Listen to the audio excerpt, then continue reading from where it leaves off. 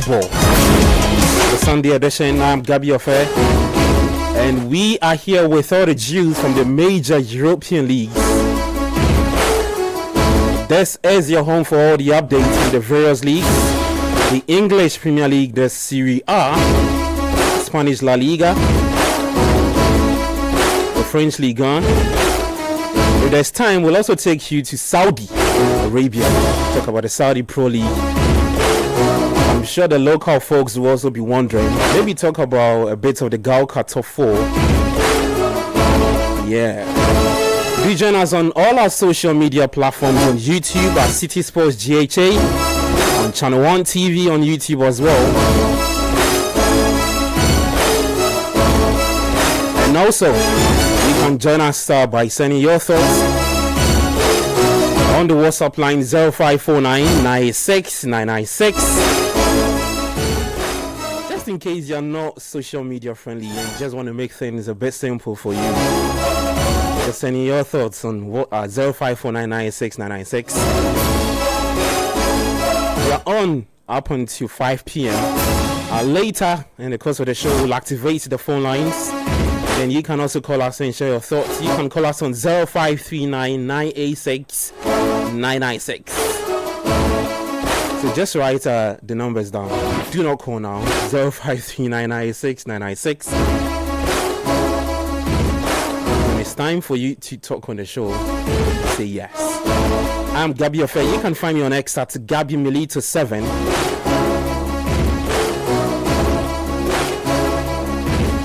Well, with the English Premier League, started on Friday at the London Stadium.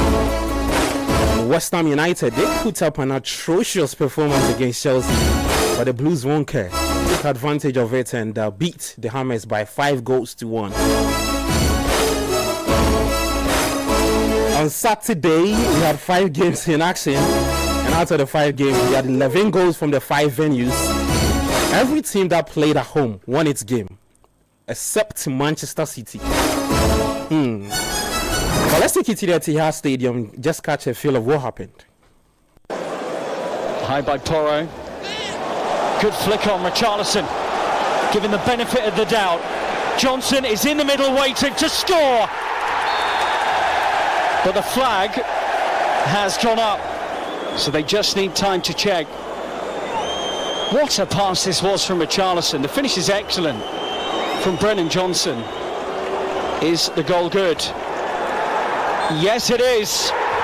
Spurs lead at the Etihad, and it is Johnson again. 2 goals for Richarlison last week, provided this week in Udine a week and a half ago.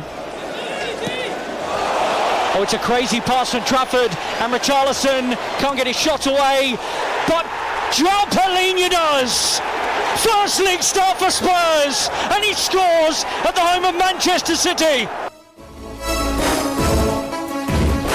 Well, Tottenham Hotspur became the first side to score 2+ goals in 5 consecutive top flight away games against Manchester City since Sunderland in 1980-2000. You know, Spurs actually love playing Manchester City. And it was also the time under Pep Guardiola that City have trailed the Premier League home game by 2 or more goals at half-time.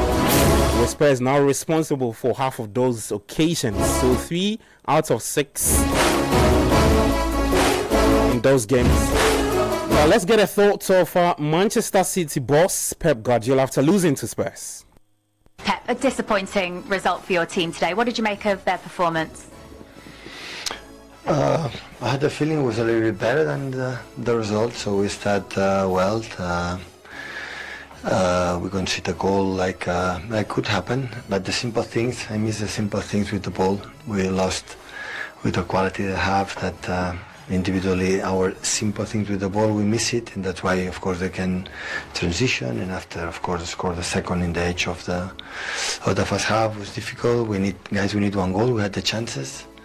And the penalty don't given from Oscar, and after the chance from Erling and Ryan, and we have chances at the end, of course, some transitions of them. So, and we didn't read much well, so against man marking and pressing that we knew it from because Thomas has do it and happen. We have to track and play in different way that we played. But in the final third was really good. We don't concede. We control the transitions, and yeah, the result is not good, but it's a long way, and we will learn from that. Did you feel like you had a lot of control of the game before they scored, and then why was it so difficult to get that back? It happens sometimes. All the time when sports happen, so they punish us always in that position. Can happen on action, but they didn't do anything. But even with that, before the goal and after the goal, it was slippery and many times, and the simple things, the passes, we didn't break and we didn't make, I would say, our build-up. They were so narrow, put the ball more outside, and from there try to make the actions. But yeah, we will read, because many teams today is a lot of pressing, high pressing. You have to read for that. Was it a big difference facing Thomas Frank's Spurs side to the Spurs of last season? It's the beginning of the game, so I'm not going to say now it's Thomas is better than Anjo, Anjo is better than Thomas. So it's a question of the Spurs. So for me, Spurs always have been a good team, and last season was, and this season again. Aït-Nouri had to come off injured in the first half. Is that anything serious? I don't know. I didn't speak with the doctors yet. There's just over a week left of this transfer window, and I know you've been asked a lot about your squad size. Obviously, the bigger it is, the more options you have, but it means having to leave players at home. So what's more important, having those options or keeping your squad happy? The right balance, so the players don't play for a long time is not good, but you have to find enough players to play every 3-4 days in this demanding league. So we will see. We have a long week with the club, we talk with the players, agents, and we'll see. Manchester City boss Pep Guardiola speaking after the 2-0 defeat to Spurs. It was his 10th career defeat against Spurs. The joint most he's actually suffered against any opponent level with Liverpool. On the winning side, let's take a listen to that's Tottenham Hotspur boss Thomas Frank. Hi Thomas. Well done, boss. Good to see you. Thank you for coming out to join us, Thomas, and congratulations. Just tell us what makes you the most proud after that performance. Now, I think this is one of the most difficult places to go to in the Premier League. A City side that need to bounce back from last season. You can see they came with everything. And I think before our goal, I think without them dominating us, they were more on top overall in the game. But we stayed in it. We're solid, top mentality. And you know, there will be games like this. We also early days. And no, not even if we're early days. Let's say in 3 years' time we are fantastic. You know, it's still tough in games to come here, for example. And then after the 1-0 goal, I think actually we were more or less the better side. And I'm very impressed with how we stepped up second half.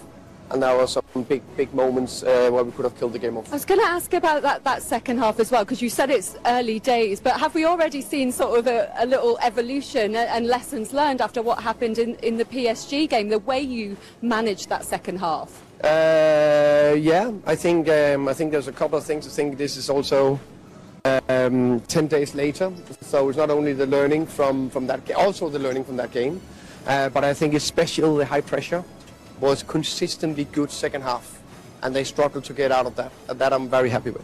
Thomas, can I say, sorry, that fantastic performance first and foremost, and a great result. For you coming into Spurs, it's an unusual time to come into a club because such a difficult season in the league, but they won a trophy. So what did you find when you walked into the room in terms of like the confidence and the mentality of the players? I think I found actually a very strong mentality in the players. It was a group of players that's been, you know, through a tough season, ending on a high. But I think that those tough moments have, you know, pulled them even closer together. So great mentality in many ways, and then we had to build on that. Yeah, have you noticed more scrutiny? It's obviously it's a huge club, Tottenham, and there's all the eyes are on you now, and there's expectations. Have you noticed that's ramped up from your previous clubs?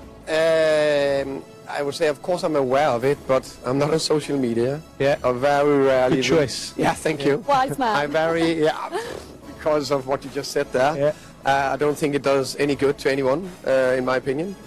Secondly, I read very, very little in the media. Yeah. Because that doesn't give me any good. Half of it is I can't swear, so half of it is wrong, and half of it is just, clickbait. Yeah. So I doesn't read too much, and I think how can I say, I love football, but the other bit, I don't care. Yeah, fantastic. Thomas, you're obviously really big on set pieces, and one thing I picked up on is how aggressive you were from their goal kicks, but also the detail from your goal kicks, which actually led to both goals. Can you tell us a bit more about that?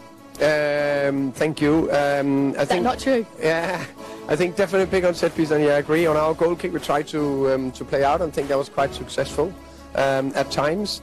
But the big thing is how we press from a goal kick, and how that's also linked to the high pressure. And as you can see, we go man-man, and that's big for us. All right, so that's Spurs boss Thomas Frank speaking after the 2-0 win for Manchester City yesterday. Well, the Vitality Bournemouth beat Wolves by 1-0. At the G-Tech, Brentford were 1-0 winners of Aston Villa.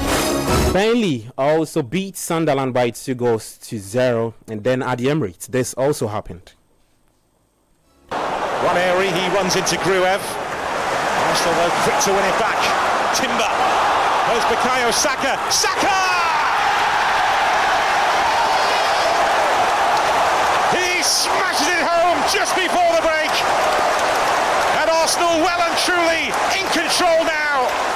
As the and an Arsenal player you're going to lose out. And they're losing out time and time again. Yes, it's scruffy afterwards and the ball's pinging about, bouncing up, maybe hitting someone's arm or into their body. But they are horrible to play against when it's like this. And they don't get their reward time and time again. Well, VAR are just having a check of this for a potential handball. Dowman the target. Dowman goes down. Referee has a think. Penalty.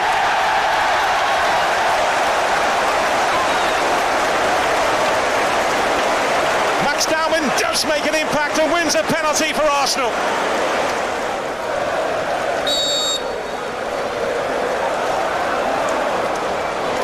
Victor Gyökeres! A cannon of a shot with a cannon on his chest. Arsenal, Victor Gyökeres, the brace. Charlie, the Arsenal fans here, and I didn't score them for do something. We'll get into that later. Well, but let's take a listen to Victor Gyökeres. He was part of the goal scorers. In fact, he scored 2 goals for Arsenal in that 5-0 win over Leeds. How would you describe your emotions right now? Yeah, of course, I'm really happy with the result, and yeah, of course, it was very nice to score 2 goals as well. Well, you say very nice, but I mean, would you go a little bit further than that? Because it does feel like there's been a lot of pressure building on you. Yeah, I think it's always pressure, but yeah, I know I'll take my chances sooner or later, and yeah, today I took 2 of them, and yeah, we won 5-0, so it was a great day. Victor, Theo Walcott here. I just wanted to ask you, everyone will speak about your goals, and I love the celebration and all that, but how important was it for you tonight to get 90 minutes under your belt in the Premier League for the first time? Yeah, of course. It was a short pre-season for me, and not too many weeks training, and then of course didn't play any 90 minutes during the pre-season. So yeah, it was important for me to get 90 minutes and to get the rhythm, and of course to get to know the team even more during this game. So yeah, I felt more comfortable in how we're playing, and yeah, I think you could see that as well. Alright, so that's Arsenal striker Victor Gyökeres speaking there after Arsenal trashed Leeds United by 5-0 yesterday. Now listen to this, the Gunners have now scored 33 goals from corners in the Premier League since the beginning of the 2024-2025 campaign. At least 13 more than any other team, Liverpool. Just the only other team. Well, let's take it to the Serie A. Genoa played out a goalless draw with Lecce. Sassuolo also lost to Napoli by 2-1. Politano teasing it in for McTominay. How many times did we see that last season? A new campaign, but the same old Napoli. The most valuable player, after just a quarter of an hour, opens his account. De Bruyne bends it in, and it's gone all the way in. It's a debut goal for Napoli's new superstar, Kevin De Bruyne. Turati had to wait, he couldn't gamble on the ball flight, and in the end it's the curl which takes it into the corner. That's more like it. Scott McTominay, Kevin De Bruyne, both from Manchester, one from Manchester United and the other from Manchester City. Hey, Charlie. AC Milan, they lost to Cremonese by 2-1. AS Roma also beat Bologna by 1-0. Just a quick running through the games from Spain. Mallorca played out a 1-0 draw with Celta Vigo. Atletico Madrid also played out a 1-0 draw with Elche. And then the Barcelona, where they beat Levante by 3-1. Of course, you expect that Lamine Yamal, 3-2, sorry. Lamine Yamal would be in the thick of things for Barca. Well, let me welcome the guys. I've got Coach Christopher Nimley in studio with me, Bernard Abeku, Kelvin Edem Kai, and Sedinam Edmond. It's a packed studio. Charlie, too hot. Guys, welcome. Thank you. No. Thank you. I don't remember the last time since you admitted your new look. Admitted what? No, I mean you were struggling. Why are you doing this? No, I have to acknowledge to the listeners that at least and to the viewers that finally this is the first time you are hosting me. So you have to do this since you admitted that now you are now the Lord is my Baba. So I need to get people to understand that point. No, I think Gavi always accepted it. No. Yeah, I've never denied it. Gavi never denied it. You never lied. He knows what I'm talking about. You understand? So like I'm saying, goodness. So this is the first time he's hosting me after admitting to the Lord's Baba. And you are blessed, to be extremely honest with you. You are fantastically blessed. Because this haircut, what's this right now? The breeze is closer to your brain.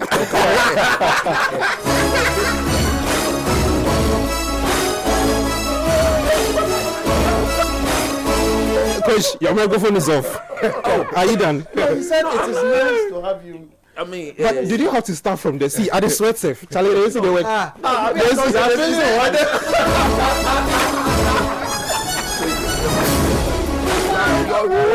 Are closer to the breeze. Or the breeze is closer. Look at me. You have to Charlie, the AC they work.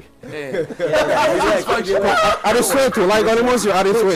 Let me add some more spice to this whole hair issue. That's right. Please, let's advise our brother that he should stop looking for Ikuto online. Charlie, you take up the thing. But then, if I know use Ikuto, what I go use? But you take online. I don't know what said is. I don't know what he said. I have no idea what he's talking about. He was on X. Hailing an Inkuto brand. Guys, see, if I allow you people to continue, we won't do the show. To the day that Yao Minta to host me, and then I'll give him his accolades as well. Oh my goodness. Charlie, it's a beautiful day. You've attended the mic, so did you go to church today? Oh yeah, you know I'm an usher. I'm an usher. Coach,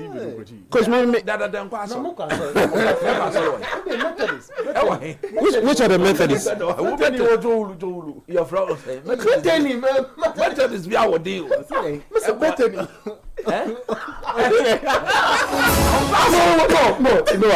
No, you're Ebenezer, right? It's not which one do you Bethany? Bethany. Okay. That's the name of the church. No, that's Bethany Methodist Church. It's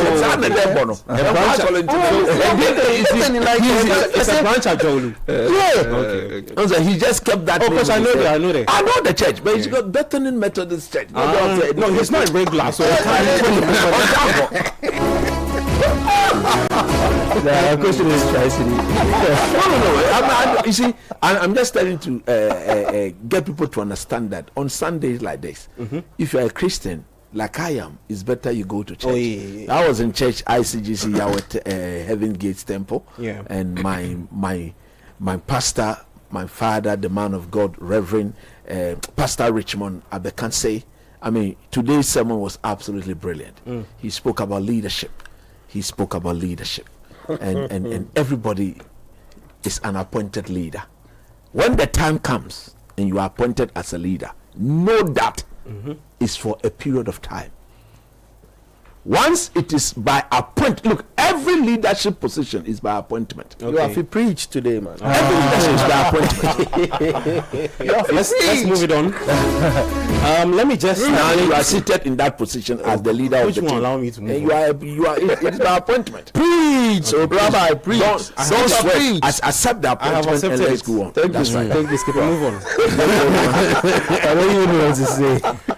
What's on the table today? So we have Crystal Palace currently taking on Nottingham Forest. It's 1-0 draw. And Everton's new home ground currently taking on Brighton and Hove Albion. Everton have taken the Hill Dixon Stadium. Yeah. It's a beautiful edifice. The Hill Dixon Stadium. Hill Dixon. So it's Everton to Hill Dixon. Yes, Hill Dixon Stadium. Fancy for the what but Dixon. It's a Dixon. Brighton 0. And I mean, Everton got their first goal through in Jai Iliman, the Senegalese. Wow. Assisted by Jack Grealish. Wow. A second from. Also another assist from Jack Grealish. Hey, Mr. Jack. And James Garner getting the second. So it's a good start for Everton at their new home ground. And coach, guess what? The last player to also score for Everton at their old grounds, that's the Goodison Park, was the Senegalese also. Wow, then the man is blessed. So in terms of like the professional football, the top, because we've had they played some games there to test the facility en route to the new season starting. There was a chap from Ghana who scored there. Okay. But in terms of the professional football, the EPO, if you want to put it, is in DI, who is the first player to score at this home ground. Yeah. Just quick thoughts. I mean, David Moyes is their head coach. He's been, before the season started, he spoke quite a lot about not too happy with the start of the league. I'm not sure what that was. I was looking forward to that explanation, but I checked out their signings. I thought that they've brought in some, I don't want to say decent or above decent, but I thought they brought in some players to beef up or to up the squad they had initially. That's the old season into the new season. Jack Grealish is one of them.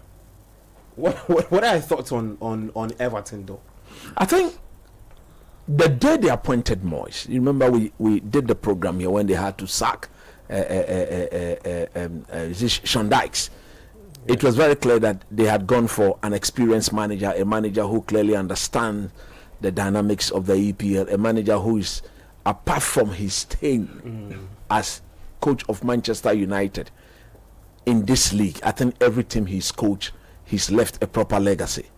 He came to coach a team like Manchester, and he felt that he needed to do things differently. And shockingly to all of us, he was given the opportunity to coach the then reigning champions, the best team in the land, and he just couldn't handle it. But whenever he's put in positions like this, where without a doubt he understands there's no too much expectation, where he has to and not go out there and be beautiful and be expansive week in, week out, result oriented. You see, when you are coaching Manchester United, you don't only have to go in there and be result oriented. You need to play good football as well. He couldn't do that, and that was it. But I think his appointment was brilliant. He's grown. He's one of the experienced coaches in the league. Moyes? Yes, of course. He's been there. He's been there for several years. I saw this tweet from the Western folks, and they say, "Careful what you wish for." Exactly. So they're actually regretting letting Moyes leave. Exactly. What's the name? Mr. Porter. They brought Lepetegui from Lepetegui to Porter Ball too has never been significant. Has never been very clear and distinct in his in the way he wants his team to play. So Everton, look, by appointing Moyes, it guarantees them security in the league. It's fundamentally for teams like Everton, they are the traditional team of this league, and so that is why anytime a team like Leeds United comes to the EPA and get relegated, I'm not happy, because they are one of the traditional teams of the league, and they have to do everything practically possible to stay. So if possible. Your security.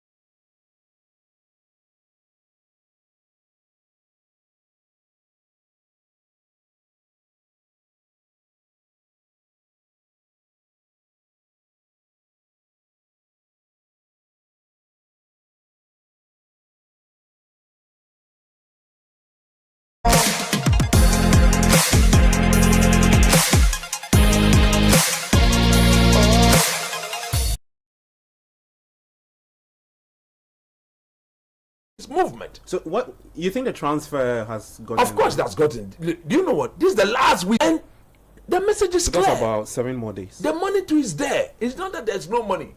The money is there. Just accept and take the money, so that he will come home. I mean, that is very significant, and you can see without him in the whoever came to replace him is in 6s and 7s. Look at this player. I don't even know where he bought him.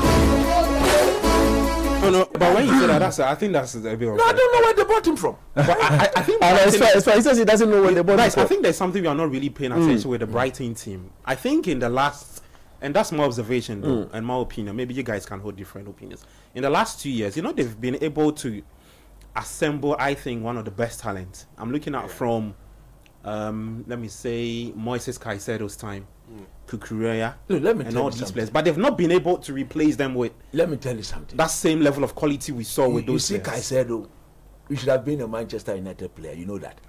Ole Gunnar Solskjaer. I thought Liverpool. Ole Gunnar Solskjaer turned down the opportunity to pay £6 million for Caicedo. Caicedo is now playing for Chelsea. One of the best in his position. Yeah. Best in the He's business. a world champion. You cannot take it away from him. Okay. In his position, he's one of the best. Who is the next thing? Is Carlos Nunkwamo Baleba. Baleba. I've said this countless times. Yeah. If the way coach perfects the middle name, then they need it. I mean, Nunkwamo is water. He's the giver of life. Water is life. I've said this several times. He's a fantastic player. If you allow 34-year-old, 35-year-old Drissa Gana Gueye, he cannot bully Baleba. Gana Gueye is having a field day today in the game. Look, he's just manhandling all the Brighton midfielders. Everton are cruising. I mean, they are cruising. 2-0. They are cruising. How many minutes done now? 73. 73. 2-0. They are cruising. The next goal is very important. That Brighton will have to find that next goal. But look, I was shocked. With David Moyes' experience in the EPL and the way he's known to protect leads over the years, I'll be shocked if Brighton can find a way through. There's always a defensive line cover. And it's something that surprised me about Brighton lately. Like, and Graham Potter. Funny enough, when Potter was there, their team was noted for being a good defensive unit. Then now Potter leaves, and his teams can't defend for anything, and Brighton too seems to be going backwards when it comes to keeping goals out. It's just a funny observation, because I thought Potter's Brighton team was pretty hard to break down, but now I've not seen that in his other team since he left Brighton. I actually don't see Fabian Hessler as tactically flexible. I don't know if you guys said he. Well, because I find him very expansive most times. Look, that's the sort of manager he is. Okay. So he needs players that will allow him, like every other manager, to play that expansive football. And the point I'm making is that any manager who is very, very expansive, you need to have a solid midfield. Because 80% of the game is concentrated there. So as you want to entertain, as you want to be overly expressive, when your midfield is not what it should be, it's going to be a worry. This man, look at the way he's looking on the touchline. Very disturbed. Very, very disturbed because the one that he's counting on is telling you per his body language, I don't want to be here. Just take the money. There's 7 days you can go and replace. How long did it take them to replace Caicedo? 2 days. They collect the money in 2 days time. They brought Baleba. We just said, take the money 1 day time. We can lead you to even replace whoever you want. You understand the point I'm making? But having said that, I think Everton are solid defensively. They've done so well. Watch them. Mitoma and Co. Look, there is a proper defensive line cover. You see, proper. Is that a penalty? Well, I think the ball went into his face. I think that's a penalty. He's given it. Yeah. Oh, but VAR would have to come. So come there's a He's review given it. from VAR to see. Let's look at it. Was that a touch? I was thinking the ball went. That's coach's favorite player. Yeah. Dewsbury because Zuku. Come on, champion midfield. So while we're waiting, let me just give our viewers, our listeners, a quick update, or penalty. just bring them up to. Is a penalty? Is a penalty? That will be given if it's reviewed because it'll be hard, but it would definitely be given because his hand was out Let me of. see. Okay. It was out of. They're not shooting. Not in a natural position. Not in a natural position. No, but the way they are showing it, you can't even see it clearly. I think they've given it. They most probably will give it. Well, are they asking him to go and have a look at it? Let me bring up to speed our listeners the starting 11 for Brighton. So they started with Pickford in post. Ghana, there is Michael Keane partnering James Tarkowski, O'Brien, Idrissa Gana Gay, and also Oria Bunam. There is Ndiaye, Dewsbury, Grealish, and Barry leading the attack for Everton. Well, for Brighton and Hove Albion, they've got Verbruggen in post. The back four of Weaver, Van Herky, Dunk, and De Kuyper, Ayari, Baleba, Yakuba Minte, O'Reilly, Mitoma, and Danny Welbeck. So that's it. So it's a penalty for Brighton, 76 minutes. Everton with a 2-goal lead. And Brighton. Teddy, you were talking about... I was asking you about the... Ndiaye. Yeah. What are your thoughts about him, though? He missed the penalty. Okay. Now, before we get to that, we need to talk about Welbeck. What? Like, before that, there was a chance for Don't do that to Nick Babu. No. No, Nick this Babu is did not not come about for this summer. So look at this. What's that? Look at this. That's a really weak penalty. What? He's not a serious player. That's a How old really is Danny weak Welbeck penalty. now? Welbeck is 36, 37. No wonder. I mean, the appetite is gone. Oh no, I don't. That's unfair. No, but you are down 2-0. Yeah, I mean, 70-something minutes. Is that the way to play a penalty? that's definitely an abysmal penalty. Very, very bad. I don't think we can write off all his good work because of this bad. Ben will tell you that if you put him in that position, you do better. 36 years. What do you expect? He's 34. Actually. I mean, the truth is, 35. like you're saying, I mean, crunch time 2-0, put me up at the spot. Come on. I'm money from the penalty spot. I'm surprised Danny Welbeck has missed that penalty, but I feel like generally Brighton have a lot of questions to answer this season. I heard Fabian Hezela speak a couple of times before the campaign started about how he isn't too worried about losing big names or continuing to lose players, and this is the type of test that they will have to endure. If you are down 2-0 to Everton on match day 2 already and you are missing penalties, I don't want to preempt anything that's going to happen, but I always say that as much as the season properly starts, let's say around game week 10, look, there will be signs. If you have championship DNA in your system, there will be signs. Yeah. If you have like Leeds United, if you have relegation symptoms in your system, there will be signs. If you have symptoms of instability in your team, there will be signs. So I am a little skeptical about Brighton. I think they've lost a lot of quality. A lot of the money they spent on players last season, those guys didn't wow anybody. They didn't take the team to the next level, and that's what you want your team to be able to do when you spend big money, especially when you're at Brighton. I've been on a tirade in the last 2 weeks about how mid-level teams in the Premier League are continuously spending money on players who are not giving them results. So Brighton will need their big signings to give them results, i.e. Yankuba Minteh in your shot. Yeah. He showed glimpses of what he could do last season, but they will need more than glimpses. And then you can talk about the lefty central midfielder. I've forgotten his name. I think his name is O'Neill or O'Brien. O'Reilly. Good. O'Reilly. Big money signing, over 25 million, I believe, from the Scottish Premier League. So he will have to show them something. I mean, I'm not going to judge you purely on your goals and assists because you're a central midfielder, but you are going to have to stamp your authority on the game. And I'm not seeing that from them so far. It looks like Everton will see this one home and dry, and that is typical David Moyes. Stability at its peak, i.e. some team felt like they were better than David Moyes and they could do better than David Moyes, and we are seeing what it is looking like to begin the campaign. They are one of the teams I'm talking about. There will be signs. So just as a way of it will be very, very funny, right, to go back to the Championship when you started the season at your new home ground. Well, just someone would say, like, your first day in a new school, you would probably want to start. I just saw this stat about teams who move from their old grounds to their new grounds, how they struggle.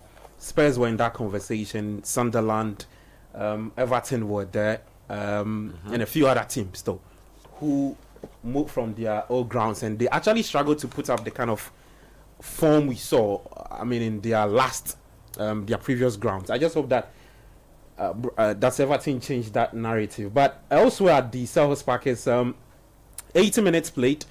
Crystal Palace 1, Nottingham Forest also 1. And let me just bring viewers up to speed with the lineup for those two teams. For Palace, they start with Henderson in post, a back three of Gehi, Lacroix, Richardson, midfield four of Mitchell, Hughes, Watson, front three of Devini, Jean-Philippe Mateta, and Ismail Assar. Assar actually got a goal for Palace. For Nottingham Forest, Marcels is in post, Ola Aina, Milenkovic, Murillo, Nico Williams playing as the left back today, Anderson, Sangari, Ndoye, Morgan Gibbs White, Callum Hudson-Odoi. He scored a goal for Forest, and there's Chris Wood leading the attack for Forest. Adam, there's been this over the weekend, I think someone on Friday or Thursday, we saw this back and forth with the Forest owner Evangelist Marinakis and also the coach Nuno Espirito Santo. Marinakis saying all sorts of things about how he fancies Postecoglou's style of play, and Nuno comes to press conference. He was asked that question, tried to be a bit diplomatic and that kind of stuff. Were you surprised with that, especially on the back of what Forest had done in the previous season? I don't think they ended their relationship in the best place the previous season. I don't know if you quite remember. I think their last game of the season, Marinakis came onto the pitch. The one they bought to the Champions League. Yeah, and he was openly upset about something. He didn't go into details of the conversation when he was asked about it, but it's very clear that the attention's there and everything is not smooth when it comes to their relationship. He did say that as compared to last season, when I listened to his interview prior to this game, he did say that as compared to last season, if he and the owner were speaking every day to every other day, is drastically reduced. So their relationship is definitely in the same place. And if the manager has come out and is openly saying something like that, I feel like Nketiah said in his previous submission, there will be signs. There's no smoke without fire. Yeah. If signs like that are coming, then maybe the owners are considering replacing him, and he too is just. I feel like he's just going ahead of what the owners are rumored to be planning on doing. Because there are rumors out there that they are seeking to replace him with Postecoglou. So if you replace me, I might as well just oust myself. So I think that's what he was doing. But let's see how that develops. I think it would be too premature to let Nuno go. I think he did a great job last season. They were just a bit unfortunate not to make it into the Champions League. But I can understand where the owner comes from. When you make investments like that, sometimes you want to see the returns on those investments. If you qualify for the Champions League, there's a lot of money that comes with it, and it kind of balances out those monies you spend on the squad. So I can understand the owner there, but I feel like he should have a bit of patience with Nuno. Nuno is a fantastic coach, and with the kind of players that Forest have now, if you bring a manager like Postecoglou, you pretty much have to change the dynamics of the team. and that means letting a lot of players go and bring in champagne football. Yeah, and trust me, I don't think the Forest fans are ready for that kind of roller coaster. If you have a coach like Ange, I'm sure they are used to the stability they have. They can get 2 goals and they know that they'll see it out to the end of the game. They can go to some grounds where they normally won't get points and pick a draw or even sneak a win like they did at Anfield last season. So I think they should just be a bit patient with Nuno. Well, you can join the conversation via the WhatsApp line 0549969996. We're also live on YouTube, City Sports JHA Channel 1 TV as well, and live on TV on Channel 1 TV. I'm Gabriel. We're in studio with Coach Christopher Nimley, Benjamin Nketiah, Sedinam Edmond, Kelvin Edem Kai.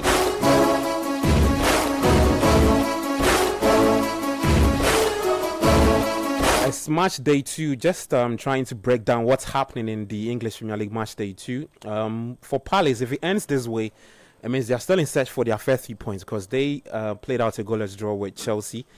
And for on the part of Forest, they'll also be looking to start really well after that finished from last season. So let's see what happens. Then let me take you to the other game where just about 85 minutes, still Everton leading that game between Everton and Brighton and Hove Albion. It's Everton 2, Brighton 0. And Sedi, yeah, you were talking about Elimani Diaya. I've just seen this beautiful stats. I mean, just like we said, I asked Coach that question. The last goal he scored at the Goodison Park, and also the first ever competitive at Everton's new home grounds. Most duels won 6, most successful take-ons 3, most fouls won 2, most shots on target 2, most goals 1. I mean, just at the that grounds. I look at Everton's squad. I think he's together with some other players. Idrissa Gana Gueye. These are some of the players that Moyes would rely on them this season if they want to stay afloat in the Premier League. What are your thoughts about the Senegalese? Well, for me, last season he was one of the main reasons why they managed to have that particular run and stayed up in the league, together with the man who has left the club, Dakore. Yeah. Both of them actually. Abdoulaye Doucouré. Yeah, they held the club down, but now it looks like it's all going to be on him. In this game, when he started, he was playing as sort of a false 9 in a David Moyes system, which for me is strange, because playing him there would mean you are depriving him of certain qualities that he brings to bear. I understand Moyes wants to also accommodate. I understand Moyes also wants to accommodate the likes of Grealish in the team, but Beto. Charlie Jaglish get assist too. You have to say it. No. Oh, he has an assist. Do you see the chance Beto just missed? Do you see the chance Beto just missed? He should question himself. I was about to get to him and bring him into the conversation that he needs to pick it up. Was and he then, offside? No. No, he was nowhere near offside. He missed the two. He was offside. You see, a player like this needs to step up. Now you don't have what's his name? Who? Kelvin. What? I'm forgetting his name. For Everton. Yeah, their striker who left. The Englishman who left, I'm just forgetting his name. But Beto actually needs to step up so that you're able now to accommodate Calvert-Lewin. Dominic Calvert-Lewin. Yeah. I think he's gone to where? He's gone to Leeds. Yeah. He left on a free transfer. Yeah, injury prone. He's going to take that there. We wish him all the best. But Beto needs to step up so that with Beto, Grealish, you've got Barry, and then you've got Charlie, there's no step up coming again. The guy, I've watched him. This was his second season. His second and half season. Oh, Charlie, there's no step up out there. No, but I mean, striker not nyadi. Oh no, but you say that. I think it's a bit harsh. No, I'm not being harsh. Yesterday you said yourself. No, you said yourself. No, I know Coach Ubaka. I understand. I can't defend him. Let me tell you something. I can't defend him. If I'm a scout, right, sporting director, coach, whatever, all I needed to do was see how he handled that short sequence. And you move away. Look at that first touch, poor, extremely clumsy turn. Like his waist is clunky. He can't turn properly, and then he just balloons the ball without even raising his head. Yeah. Everything is just wrong with like the whole sequence, the mechanics, the flow The of movement and everything. Everything is wrong, and I feel like these are the things I was talking about. If you are an Everton Football Club, look, Everton was built on shrewd scouting, hard work, and proper, tactical management. That's what David Moyes was famous for in his first season. Look, there are so many legends from his first era at Everton. Phil Jagielka, Leighton Baines. Do you remember Leighton Baines? Yes. Dead ball expert. There was I think he's part of the coaching staff now. He's the assistant. Rooney before he went to Man United. David Moyes is a fantastic manager. These players were bought before he took over the job again. I have a strong feeling that if Beto continues to go on this trajectory, he'll be shown the exit. He'll definitely see the exit. David Moyes will bring in one of his more trusted Irish, Welsh, Scottish players. They might not give you 20 goals a season, but they will be more efficient with chances in front of goal. You look at a guy like Chris Wood, not the most fancy name out there, but look at the stuff he's doing for his team. That's the most efficient thing. That's what I'm saying. You need players to be efficient. If you cost 25 million upwards from Udinese and you are Portuguese, bruh, come on, you can't be doing it. Guys, there's a bit of a breaking news, yeah? I'm sure coach will be on the part of Manchester United. Benjamin Sesko starts on the bench for the second time in a row after United paid what? No, but what is the problem? £3.7 million.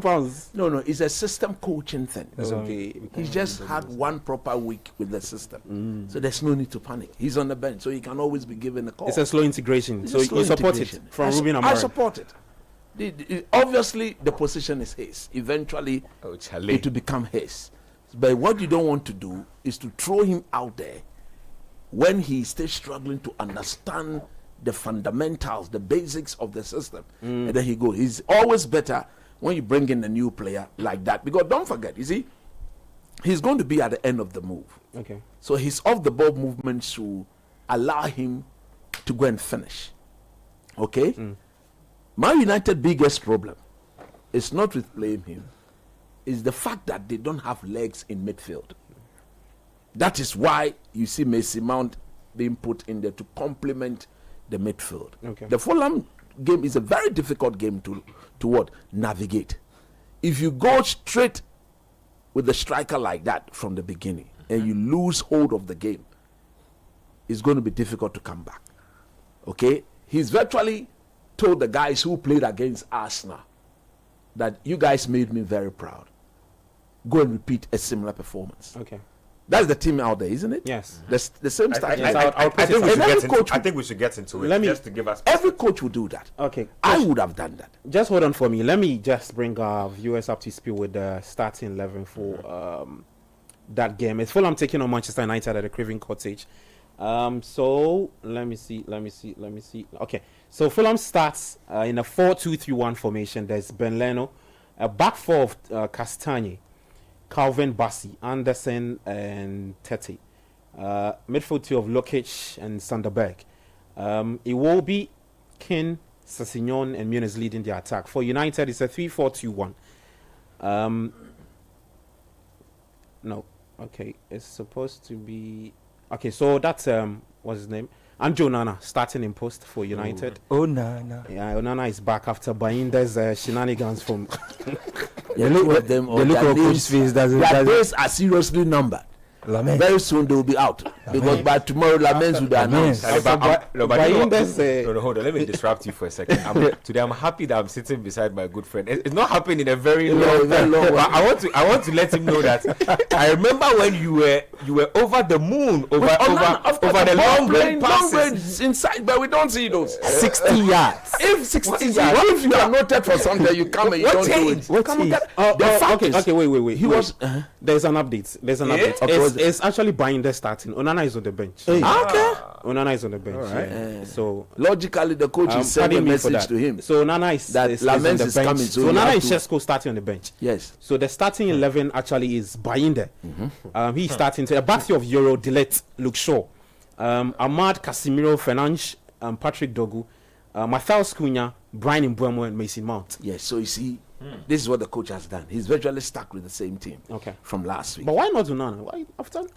Look, sources are saying that he's falling out. Ruben, no, he's not falling out. He likes Onana as a good personality to have in the dressing room and all that. But Onana is actually not his type of goalkeeper. In what sense? I don't know. What does Amorim want from the goalkeeper? Somebody comfortable with the feet? Somebody who is naturally a goalkeeper, not necessarily comfortable with his feet. Okay. Because if you go to his days at Sporting Lisbon, the goalkeeper there was very good with his feet, but he could play the role of a goalkeeper. You understand that? Okay. What is a goalkeeper? Yeah. You stop the ball Your from first entering the duty, head. yeah, that's it. Fundamental. Every other thing Other is things added are extra. advantage. You understand? Is he happy with the manner in which Onana stops the ball? No. Is he happy with the manner in which Bayende would? No. But at the end of the day, those are the two he's got. He didn't buy them. He came to meet them. And it's been that clear. I need a goalkeeper. United going into this season, or after last season, when Ruben Amorim handed over his report to the technical team, to the board, to everybody, it was clear that I need a goalkeeper, I need a midfielder, I need a striker, and then I need 2 number 10s. As we speak, the striker has been bought, the 2 number 10s have been bought, the goalkeeper most likely by Monday ending or Tuesday will arrive, like we saw of Baleba today.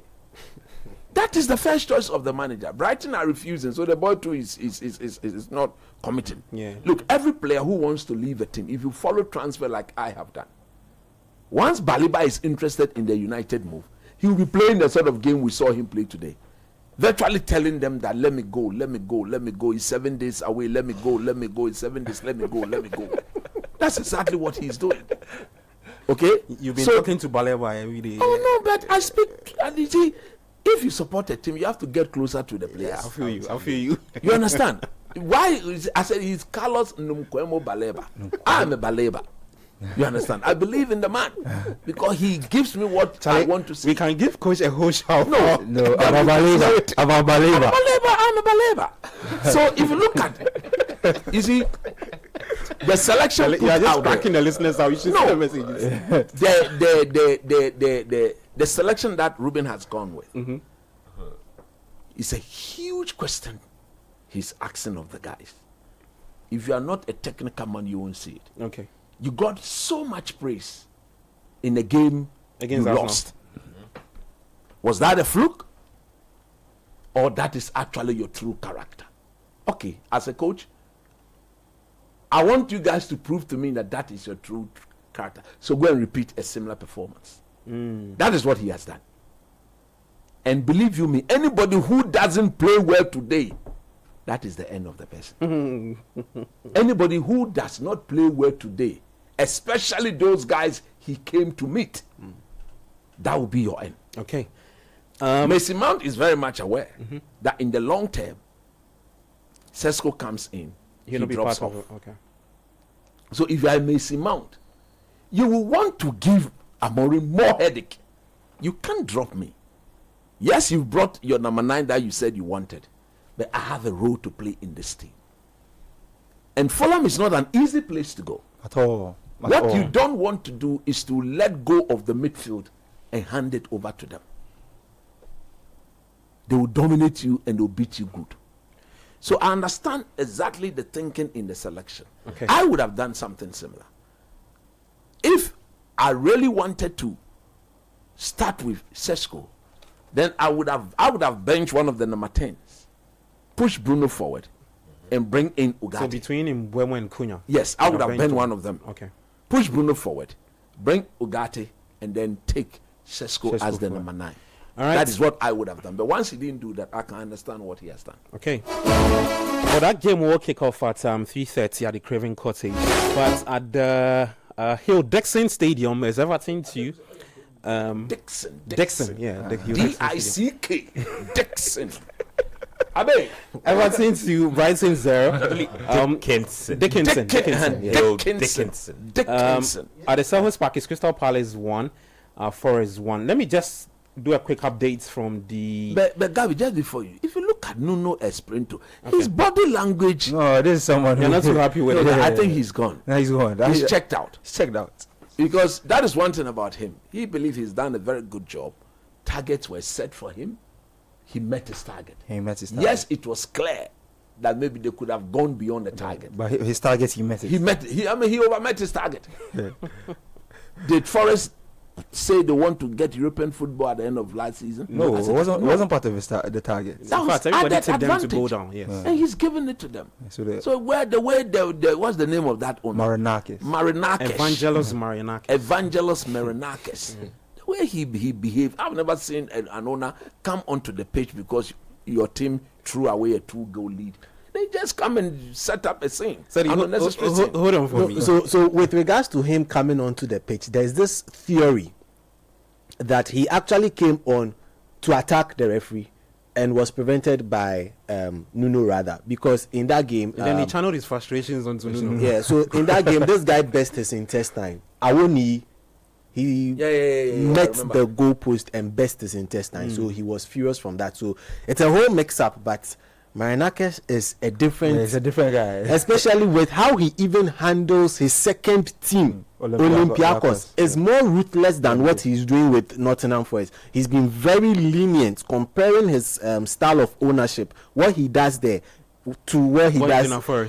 It's very, very lenient. Because Olympiacos is in his home country. He's Greek. With that one, he can even sack the players themselves. That's the Ghana Football Club owner type of behavior. That he's results don't come. I jump onto the pitch. I'm actually surprised that when this campaign started, we didn't hear news of Premier League owners or the various stakeholders in the Premier League legislate to have stricter measures of control or some kind of punitive measures for that type of behavior, because that's completely unacceptable behavior. You cannot go onto the pitch to go and tell the coach what you think and then later try to mask it in a PR glove and tell us that you were going to check on your player who was whatever. We're not buying that.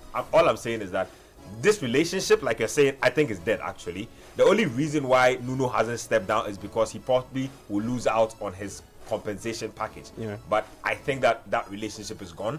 I don't know when a manager has gone into a presser and said that he has a frosty relationship with his owner or board and gets a pass. It's just he's a dead man walking, literally. He is waiting for the club to pull the plug so he can take his money and ride off into the sunset. But that would be a shame, because for such a great relationship and for what he did for Nottingham Forest to come to such an end, I think it would be shameful. And you see, that's what I say. Sometimes the difference between success and failure is a very thin line, very small incident. You will be shocked that, I'm not saying it will happen or it has happened, I'm not trying to foresee anything, but if they eventually do lose Nuno, it might eventually spiral a chain of events that leads Nottingham Forest back where they don't want to go. And so I think they just need to be careful about how they handle this. He's a wonderful manager. If you are thinking about replacing him with Postecoglou, that's even making sense. Says he wants champagne football. Champagne football. There's a prize. There's always a prize for you. Always a prize. Yesterday, champagne football Barcelona. You see what always happens to Barcelona. Champagne football. Well, let me try and read some of the messages and then I'll just run you through the result from the other leagues. This one says Chelsea winning 5-1 and Arsenal winning 5-0 simply means my life is automatically in danger. Chelsea fans will seriously come for my blood like vampires. If United refuses to win this afternoon, I'm dead. In fact, we lose today, I won't go to work tomorrow. Bellyman. This one says, if I'm the boss, I'll fire you. No, I understand. If you see, this one says, Arsenal have won their game.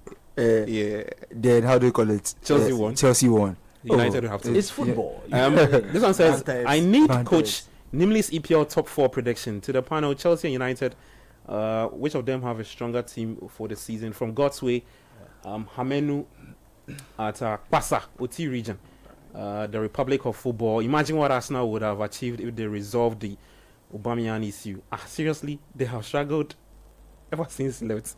Boys are still talking about. I know what he's getting at, but that ship has sailed. Yeah, because I find it very. I know what he's getting. Arsenal have had genuine goal scoring issues since he left, but also they've been second multiple times. And they've actually struggled to replace or get like a striker in that mold. And Gyökeres is in, so that ship. I can understand him because Aubameyang is back at Man City and he started off on the right foot. Okay, this one says, "Good afternoon. Manchester United are the only team left in my sleep. I went through a lot yesterday, even though a Chelsea fan, redeemed your image from the first match. Ayuba Halilu from Kaswa.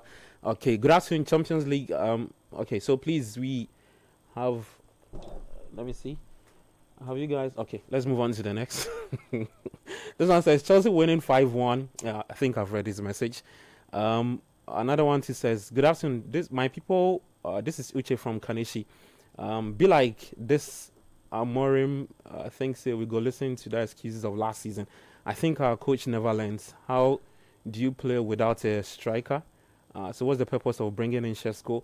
And our youngsters like Obi might as well look for loan moves elsewhere to get exposure and game time. Buying players were afraid to utilize. What a waste of fun. Charlie, the guy rep plenty. The guy... The United guy frustrated.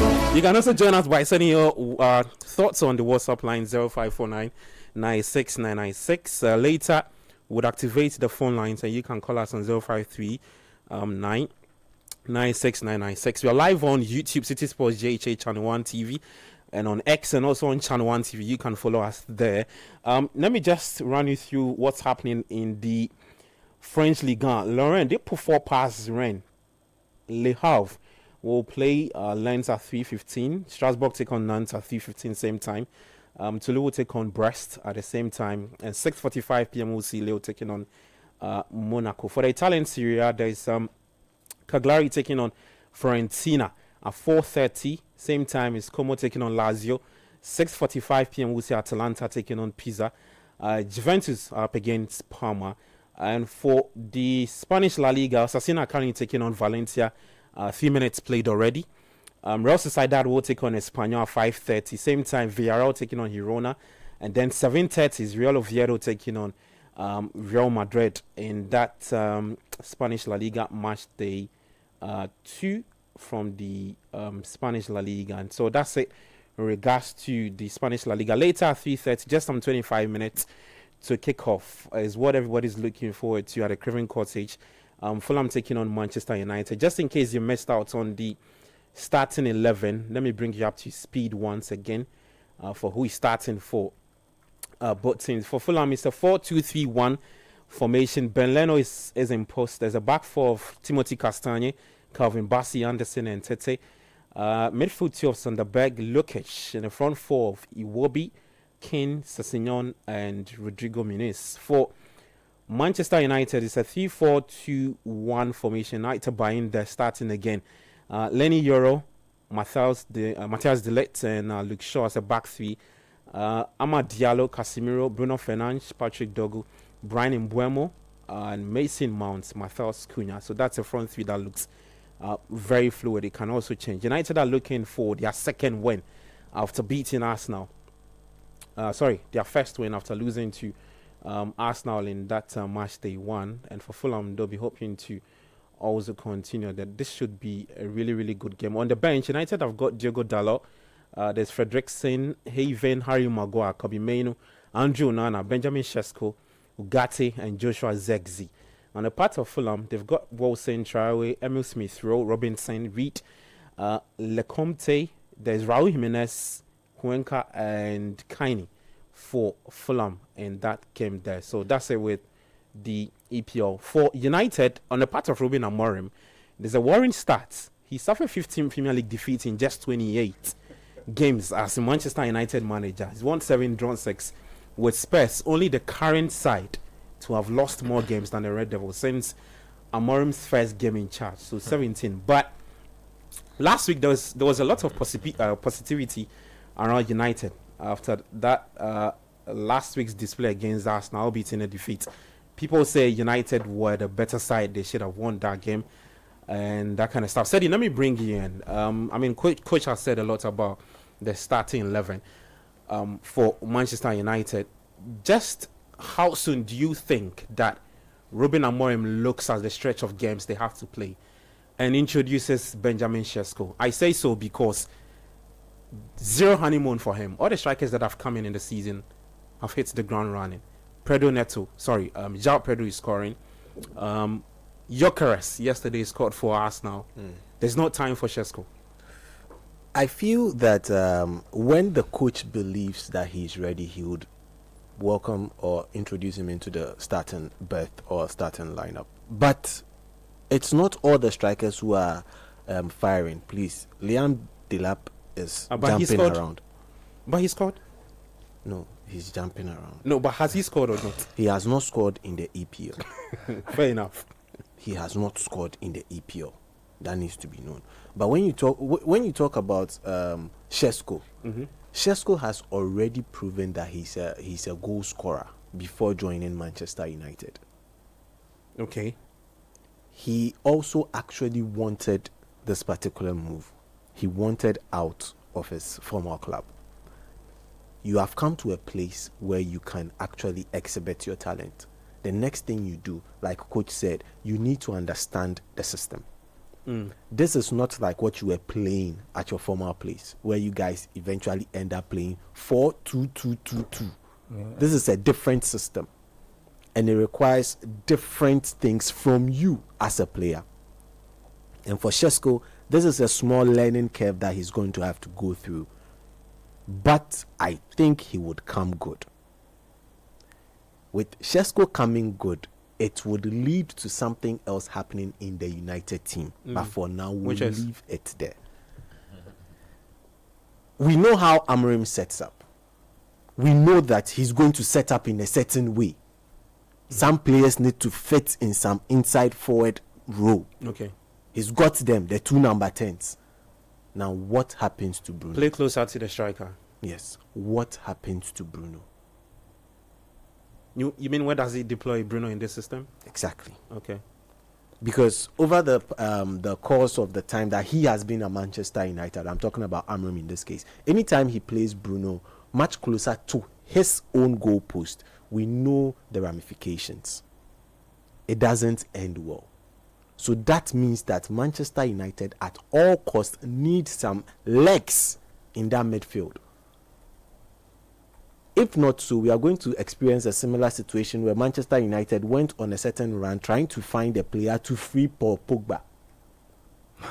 They now need to find another player to free Bruno Fernandes. I think Bruno is getting to the end of his United career.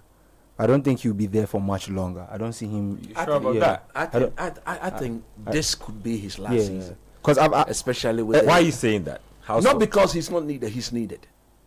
I won't sell him. But don't forget, he turned down £100 million move to the Saudi Arabia. That's what I'm even speaking about. They've come again. They've come again, and now they've left it to whatever you are reading in that thing is not true. No, but this is why it's not true. If you read a story, they say they've put him a bid. Yeah.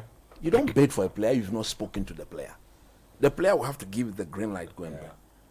So that story that is circling out there is never. You just read. Sounds the story. like a planted story from an agent. Story. And the story is such that if he goes, but we told you.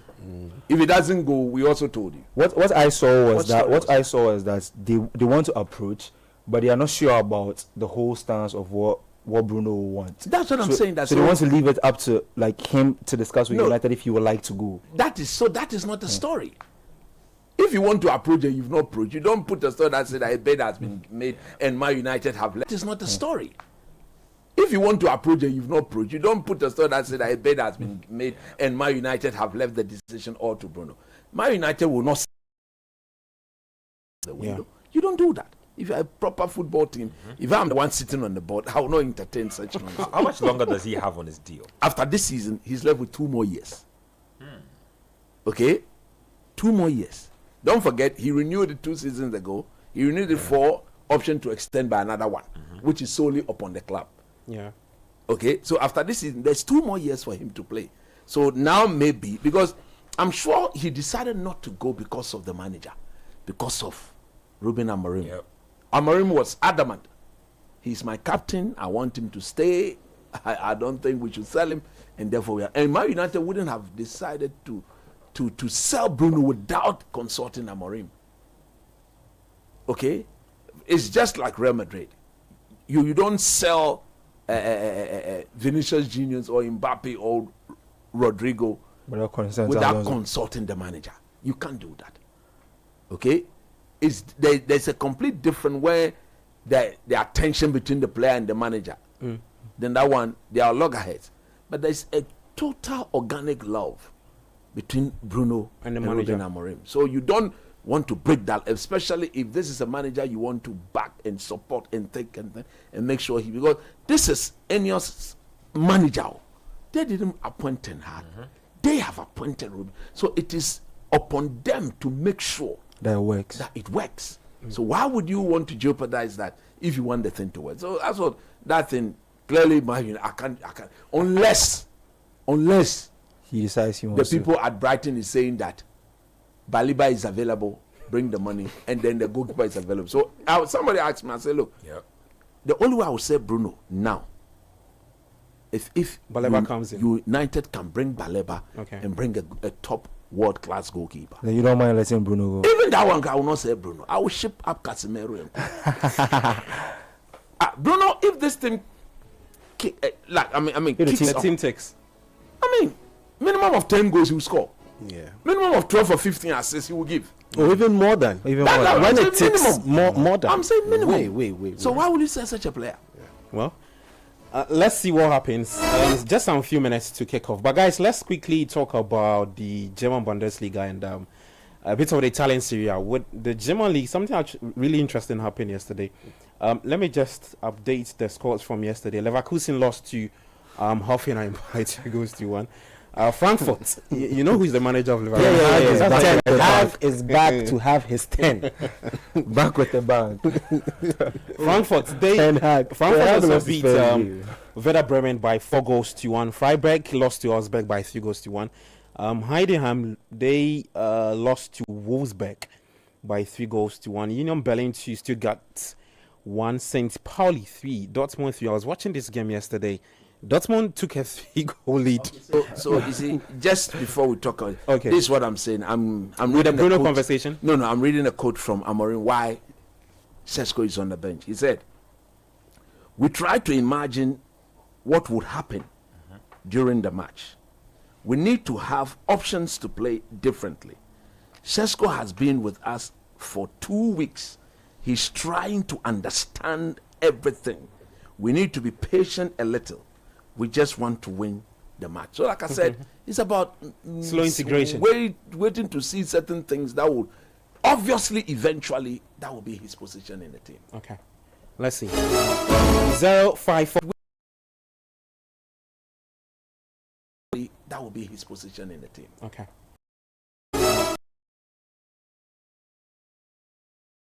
WhatsApp line. I'm Gabi Ofeyin, studio with Coach Christopher Nimley, Benjamin Nketiah, Kelvin Edemkai, Sedina Midmon, Bernard Abeku Ochre. For the Serie A, we had Genoa playing a goalless draw with Lecce, Napoli to Sassuolo, 0. AC Milan lost to Cremonense, AS Roma 0, Bologna 0. Guys, let's talk about the German League. Let me start off with you, Ben. I don't know which of the games you'd want to talk about. So I was watching the Dortmund game against St. Pauli, and I was shocked with what I saw. Why should I be shocked? Because it's typical of Dortmund. Yeah. So Dortmund, what was the score in that game? 3-3. I was following that game for a 3-3, minute, yes. then I just tailed off. So not too surprised. I don't think that they've made any major additions that add up to the quality of their team, and that's a little disappointing for me because at one point it looked like they were on an upward trajectory, but they've blown hot and cold a little. And the other problem with Dortmund is that there's also been a lot of coaching upheaval. You know, from Terzic, now they have Kovac, so they're trying to make things work. They have essentially accepted their fate as a selling team, and I think that the moment you do that, you will get these type of results. And so there was a time where I used to be super upset about Borussia Dortmund results, but I moved on from it when I clocked exactly what they were doing. And so, look, Joe Bellingham, Marcel Sabitzer, Pascal Gross, that midfield will not compete for a Bundesliga title. Like, let's not lie to ourselves about some of these things. Jan Kuto, I believe, was a Manchester City player. I don't even know if that move is a permanent one or not, but I look at this squad. This squad is light. This squad won't this squad is, and it looks like it would Champions League team. happen. It would happen again after the end of the season. Exactly. Like players will like grass. More players will leave. Will leave. And so I'm not too shocked at what Dortmund is doing. I think they will eventually find their level to where they need to be. What I am more worried about is Erik ten Hag and his start at Bayer Leverkusen. Now, he has essentially inherited a very depleted team. But the problem also is that nobody really cares. They are not going to give you excuses, or they're not going to make excuses for you, because they spent some decent money. They bought Joao Quansah from Liverpool. I believe he scored yesterday in that game, and they should have built on that lead. Some way, somehow, they let the lead slip, and then they ended up losing the game. And so I'm just disappointed, because one, he's battling a perception thing right now. No, for real. Like, when you leave Man United in the manner in which he left United, he's been going around saying that I win trophies. Well, it's your loss that I'm leaving. We might make a lot of banter out of it, but he did have a few trophies to show for it. He was decent at Ajax. United has been the only dent in his CV in recent time. Even that, he managed to get a few trophies on the table before he ran. So he will have to compete. I expect him to be able to compete with Van Gaal Company personally, but having lost some of his best players coming into the campaign, that will be difficult. But then again, that's where managers earn their salary. Managers don't always have the most ideal squads, but as much as possible, you must make do with what you have. And again, I'm looking at the lineup that they put out yesterday. He plays his typical 3-4-2-1 Erik ten Hag thing. He still has Patrick Schick. Patrick Schick is falling off a little. Robert Andrich, Alex Garcia, Alex Grimaldo. They have decent players. I look at this team, look at the bench. They bought Ernest Poku. He's Dutch. I'm sure Kurt will be digging through the papers to see if Ernest Poku, Ernest Poku can do a thing or two for him. They have Sports. Claudio Echeverri. They got him from Manchester City. So they do have decent players, and Leverkusen are always a good mix of experience, and a bit of wonder kids and prospects. talent. So I don't want to judge him too much now, but for his own benefits, for his own reputation's sake, he needs to get a couple of wins on the board. Because if the season goes, let's say 5 games in, and he has no win or just 1 win, your own players begin to look at you a little funny. So I think that for Ten Hag, he needs to back up. Okay. Let's see what happens to Leverkusen and Ten Hag. Let me bring Sedi and Kelvin in. Serie A, Napoli, they picked up first 3 points, and people are talking about the 2 former Manchester players again. Both ends on the part of United and City. So Scott McTominay was actually one of their key performers from last season. Started the season with a bang. That was a beautiful goal. And then Kevin De Bruyne also responded with a free kick. Fantastic free kick. 3.4 Antonio Conte. Yeah. I like what I'm seeing from Napoli this season. I like what I saw from them in the window heading into the season. I don't think they're a team that go out and spend as much as they've spent this summer. I think they've added to their squad nicely after winning the title. And that's their 4th title, so I think they want to... It's more like they're always looking for players that are more like rejects at their... Yeah, but this time they didn't go do that. They added some real quality to their team. Yeah, so I expect that they'll be in the thick of competing for the title again. I'm sure they'll want to retain it after the season they had. Scott McTominay, I don't think people will be surprised too much. Since he went to Napoli, he kind of looks like he feels right at home. From last season, I think he ended up winning the MVP of the league. He was Serie A MVP last season. So he wasn't just one of Napoli's best players. He was the best player in the league last season per everybody's vote. So I just think he's just picking up from where he left off. And if Napoli are going to be playing like this and they are going to like carry on in this path, I just see them to be a team that will want to keep their title. I want to see what Inter will look to do this season because of the changes that have happened at their club. Losing their manager who has been there and has done some quality work for them. But I think it will be a tasty Serie A season. For the past few seasons, the competitiveness there has really come nicely. You can see getting to the end of the league season, it's never really a one-horse race. There are either 2 or 3. Last season was about 3 teams who could have possibly won the title getting to the last 10 games of the season. So I hope to see more. But with the kind of changes that happened at Atalanta and Inter, I just see Napoli as a team. Retaining the title. Yeah, I think they will retain the title this season. I mean, it's early days, yes, but the signs seem to be there. The kind of business they've done, bringing someone like Kevin De Bruyne to is huge. I think it's been a while since they brought somebody of that experience and grandeur to their team. So it's a nice thing to see that they are building upon what they did last season. So Conte would have to deal with a few games without Lukaku.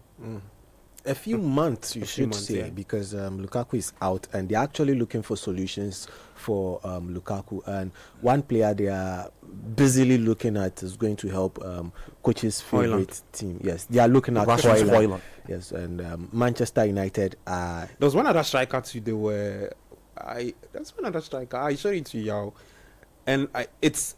When you see that signing, it just gives you an idea of what Conte wants to do. Very typical of him. Yeah, it's very typical of him. But I think they should at least make the Rasmus Højlund deal happen. That works for you? It doesn't only work for me. It provides solutions to all the parties involved. It provides solutions for Manchester United to free up space. It provides solutions for Napoli to give Højlund another try. Okay. To try and make it work while they are waiting for the man Lukaku to get better. And then it also gives Rasmus Højlund himself a solution to get better, improve why, and tell us why he's good enough to have played for Manchester United. So it's a very difficult situation they find themselves in. They've brought in really good quality across the pitch. So far in the Serie A, the teams vying for the championship, they have been the most stable. They are funnily enough, they've been the most stable team, which is not common when it comes to the Naples-based team. No. It's something they don't like. But the likes of Inter have decided they would look for a pack to shuffle. Juventus are having their own dance around. They can't seem to get they don't like. But the likes of Inter have decided they would look for a pack to shuffle. Juventus are having their own dance around. They can't seem to get away from one single deal. Listen, you are being charitable. And Syria is in a major crisis. I think about 8 years ago, Juventus had some good cash in because they had won the league multiple times. They were consistently getting a cash injection. They still are decent financially compared to most teams. Napoli have made decent money because of some of the player sales they've made recently. They've won titles. They've been in the Champions League consistently, so their books are a little more stable. But you see, you look at, I always say that the real evidence of how strong a league is what your relegation and mid-table teams look like. And like we've been saying forever, right now, mid-level Premier League teams can muzzle it out with AC Milan and Juventus for players. True. You cannot say the same about the lower tier teams. I think an example could be Sunderland going for Xhaka. I'm telling you, on a good day, Granit Xhaka should be heading to Inter Milan or even Napoli. But Sunderland can bid and can offer him probably a better package than he will get at Napoli. And so that's the type of situation they are facing. If you look at a lot of their infrastructure, their stadia are basically crumbling. I mean, we know they have a thing for, grandeur, old, classical buildings, but they need to really find a cash injection from somewhere. Inter Milan are selling literally anything that moves if they can get it. AC Milan are doing all kinds of financial massaging, I mean, when they have the opportunity. So Serie A definitely are on the brink of something very interesting. If they don't get some kind of lucrative TV partnership deal in the next couple of years, if teams don't do something to turn around their own financial situation, it's going to be, you're going to see a lot of teams getting relegated for bad financial books, liquidation, takeovers, and that type of stuff. And so, very interesting dynamics going on there. But I like what I saw from McTominay and De Bruyne yesterday. Especially, I watched that game actually. I was watching McTominay, giving him moral support. As always, I've liked. Oh no, he's a guy I like. I mean, I think he was. It's the facial expression. I think he was misprofiled for such a long time. Liverpool could have bought him. Oh, but you won't sell him to us. We sold him. You won't sell him to us. It's one of those things. Look, I think that he's like Eden Riley. He's found home. Yeah. I mean, if you look at the ease with which he's doing, the kind of goal he scored is a striker's type of finish. Gets in the box and then glances the ball into the back. You think he's a striker? It's crazy. I think we saw similar as a striker, actually. And we saw similar moves like that at United. Yeah. When at a point people actually thought that put him closer. Ten Hag was taking him up, and I think that opened up a certain portal for him. Look, I think he can only go on to do bigger things for them. I believe Napoli will retain the title, but on a more serious, I see my good friend Mateus Cunha on my screen. Let me just quickly share a few thoughts on the United team, because kickoff is almost upon us. I like what they did in match week 1 against Arsenal, but it won't matter if you cannot convert it into wins. We like effort, but effort and praising effort is for relegation teams and mid-table teams. Man United, no, I'm serious. Man United. Did you just do this? No, I'm just serious. I'm not. It's not even banter. Man United are a big team. They're a big team. On a regular day, they are the biggest team in the world. Yeah. It's arguable. So all the massaging about waiting for the coach, all those things are nice, and you want to support your coach. But the reality on the ground is that, again, if there's another draw here or there's another defeat here, United fans will be a little more disillusioned than they were last week. So you need to keep perspective of that. I like especially what I saw from Mateus Cunha. I feel like purely what I saw confirmed what I've always known about him. He's a guy who has very high standards of his own self, and you could tell from how he carried himself on the pitch, the types of runs he made, the amount of closing down he was doing. I think that this game will be negated. Like, most things cross themselves out in this game. It will come down to manager management, like which manager is doing what at what specific point in the game. I mean, Marco Silva has barely had any change to his squad. In fact, the only change they've made to this team, I'm just seeing that they say they just signed one player. Yes, they just bought a goalkeeper from Montpellier for about 500,000. Yep, that's the only euros. Senior signing they've made in their team. So he is playing an ultimate chess game of I can outcoach you, because he knows that he doesn't have the resources of Manchester United. Can Ruben Amorim's team show that they've grown in chemistry from last week? Can they show a little more killer instinct? And let me just read a few stats out to you from the opening game they played against Arsenal, just to put things in perspective. So they had 36. Look at your man's face. Obviously, he knows that this is a sign of the times. Like I said, there will be signs. They had 36 touches in the box against Arsenal. There are 7 shots on target and expected goals of 1.59. Those are all really good numbers. They need to convert that into actual goals. Like my good friend likes to say, what's he saying? So all the talk needs to stop. They need to show action on the pitch. Well, let's see. So that game is kicking off. 3:30. United taking on Fulham. United are the visitors at the Craven Cottage. Fulham, just a bit of stats. They've just won 1 of their last 19 Premier League games against Manchester United. So it's 3 draws. They've lost 15. The last time they beat United was back in February 2024. That's the last time. United also have won just 3 of their last 23 Premier League away games against London side. So drawn 5, they've lost 15. Though all those victories have come against Fulham. So like Ben put it, they'll need to put up a good shift today, and also take into consideration that they get that 3 points. Coach,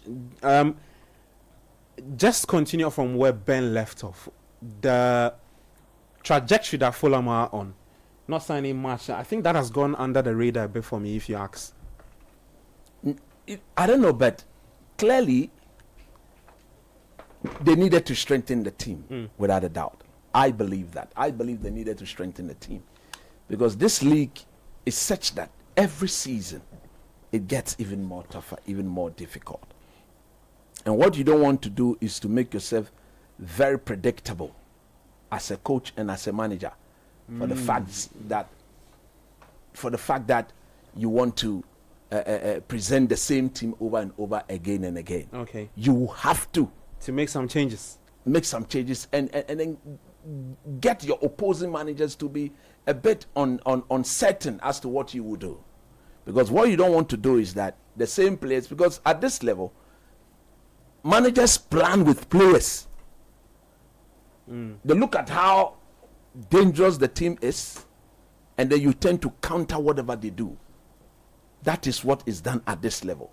And for me, if you are a manager, then clearly you have to be able to do something properly. Oh boy. Do you just hit the post? Who was that? Bruno Fernandes? That was Casemiro. He should be scoring. But the play was good. Yeah, that was Patrick Dogu. That's a that was brilliant some play. nice movements. United really seemed to be piling the pressure on Fulham. Because you were making a point. They have to start early, and I'm impressed with the start they've given. Very, very intense start from Manchester United. So, like I'm saying, look, it is shocking to all of us here why Fulham did not strengthen their team. It was Matheus Cunha. Yeah, Matheus Cunha. That was a brilliant finish. If only it has ended up in the back of the net, that would have been a goal. I like the composure from him. Yesterday, I was listening to you. You mentioned about... This is what I was talking about, Semenyo. Yes. It is not all the time that you go for power. Yeah. There are times where all you want to do is to caress the ball into the back of the net. And like what Cole Palmer does. Exactly. This was a perfect example of a player seeing the gap, not necessarily going for power, but believe that all he could do is to actually get a ball to pick a spot and go for it. And that was exactly what he did. Well, let me just update the some games have also kicked off at the other leagues. For the French Ligue 1, Le Havre are taking on Lens. And Lens have taken up a 1-goal lead against Le Havre. Strasbourg are taking on Nantes goalless. Toulouse-Brest goalless. 6:45 will taking on Monaco. For the Bundesliga, Borussia Mönchengladbach goalless. Hamburger SV also goalless in that game. So these are some of the games that have kicked off, together with United's game against Fulham at the Craven Cottage.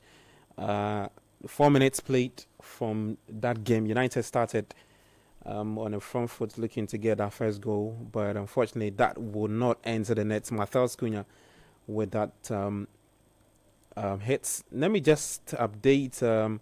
I'll bring our listeners up to speed with the starting 11 just in case they have messed up. Buying there, Euro, Delete, Shaw, Dogu, Fernandes, Casemiro, Amad Diallo, Mounts, Mbuemo, Matheus Cunha starting for United. For Fulham, they've got Rodrigo, Iwobi, Kane, Sassignon, Lukic, Berg, Castagne, Calvin, Bassi, Anderson, Tete, and Lenyo for on the part of Fulham. Adam, what are you expecting though? I'm expecting a very difficult game. Fulham are not an easy team to break down. I like how United are moving the ball very, very quickly in the early parts of the game. If you want to beat a team like Fulham, you have to do things like that because their coach is super organized with the way he sets up the team. You have to play the ball, quick 1-2s, try and move players into space and release people who can take on players and get chances in the box. Yeah. So I think it's a bright start from United the way they are taking the game to Fulham. I like to see more of the same and see whether Fulham too can maybe grow into the game on their own. What they do with the ball when they do get it, because I expect United to have the ball most of the time in the game. So far, bright start from United, but I don't expect them to have it easy against Fulham. I expect Fulham to show their personality in the game as the game grows. Seri?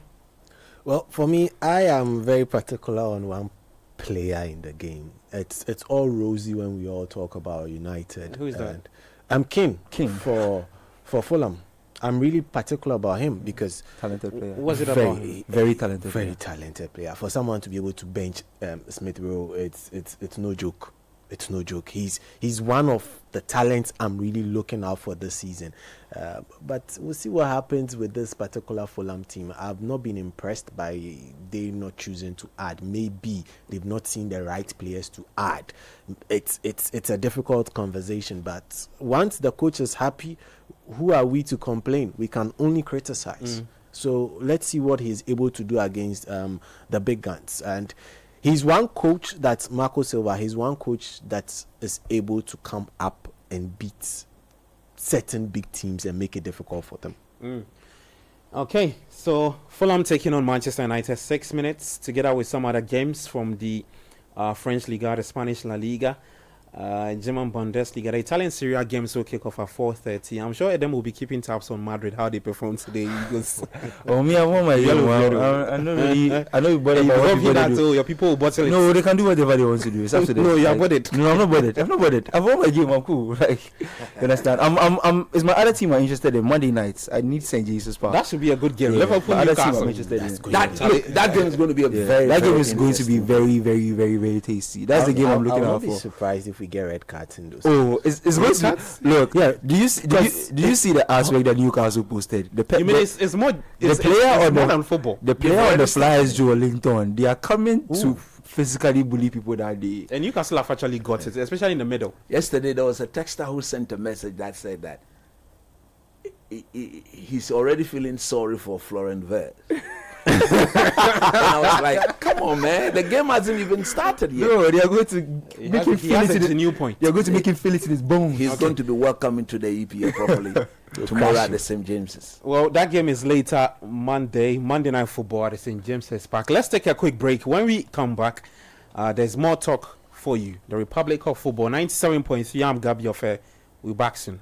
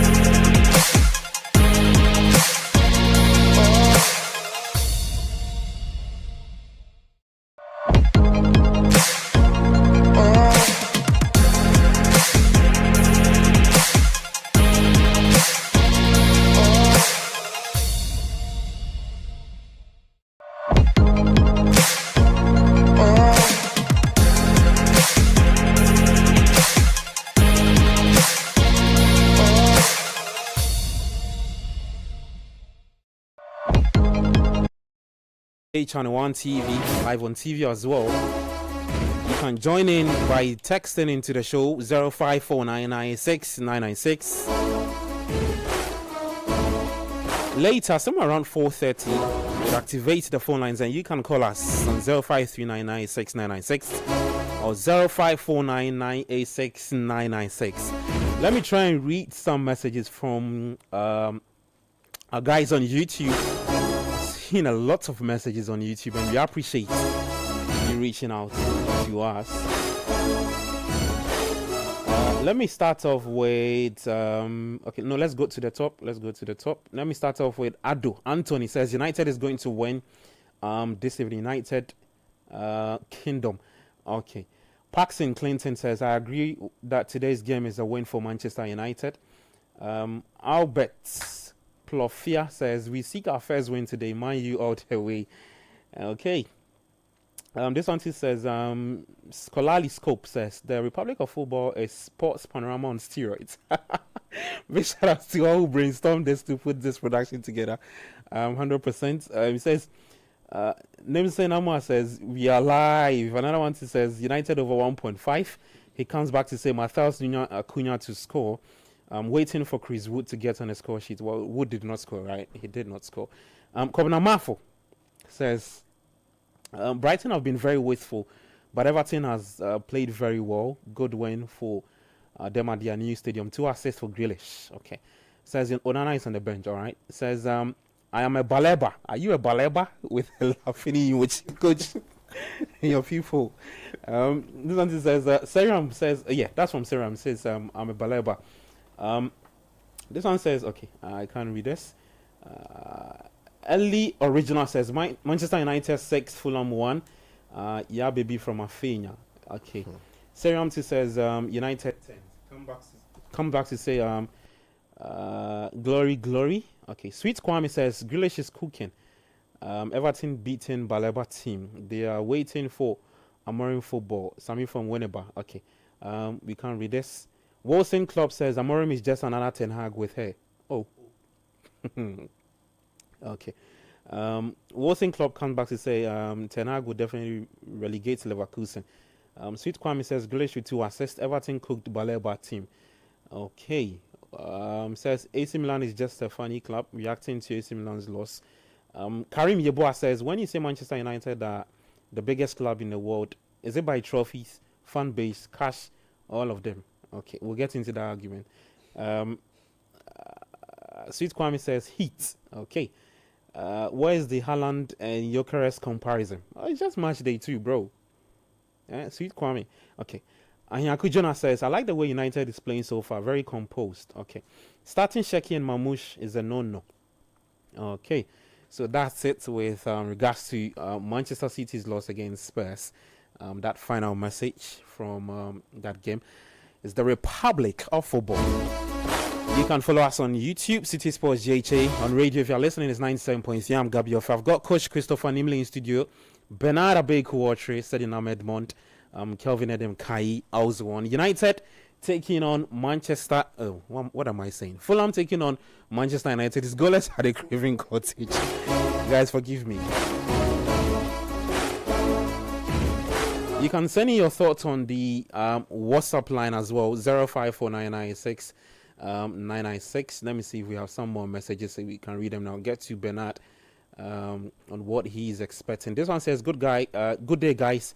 Great analysis from all the panelists. Hope you guys went to church. Yeah, I'm an Asha. I don't know about Bernard and Sedi and Coach. Okay, Coach went to church. Yeah. Must you always tell us you're an Asha? No, I have to let my listeners know that I'm an Asha. So the days that you're on TV when church is going on, then they know that I am working for God in the country. You continue. It says strikers like Ekitike, Haaland, Gyökeres, and Pedro have started scoring. You say the lap. Liverpool to trust niggas on Monday and snatch Isak from them after.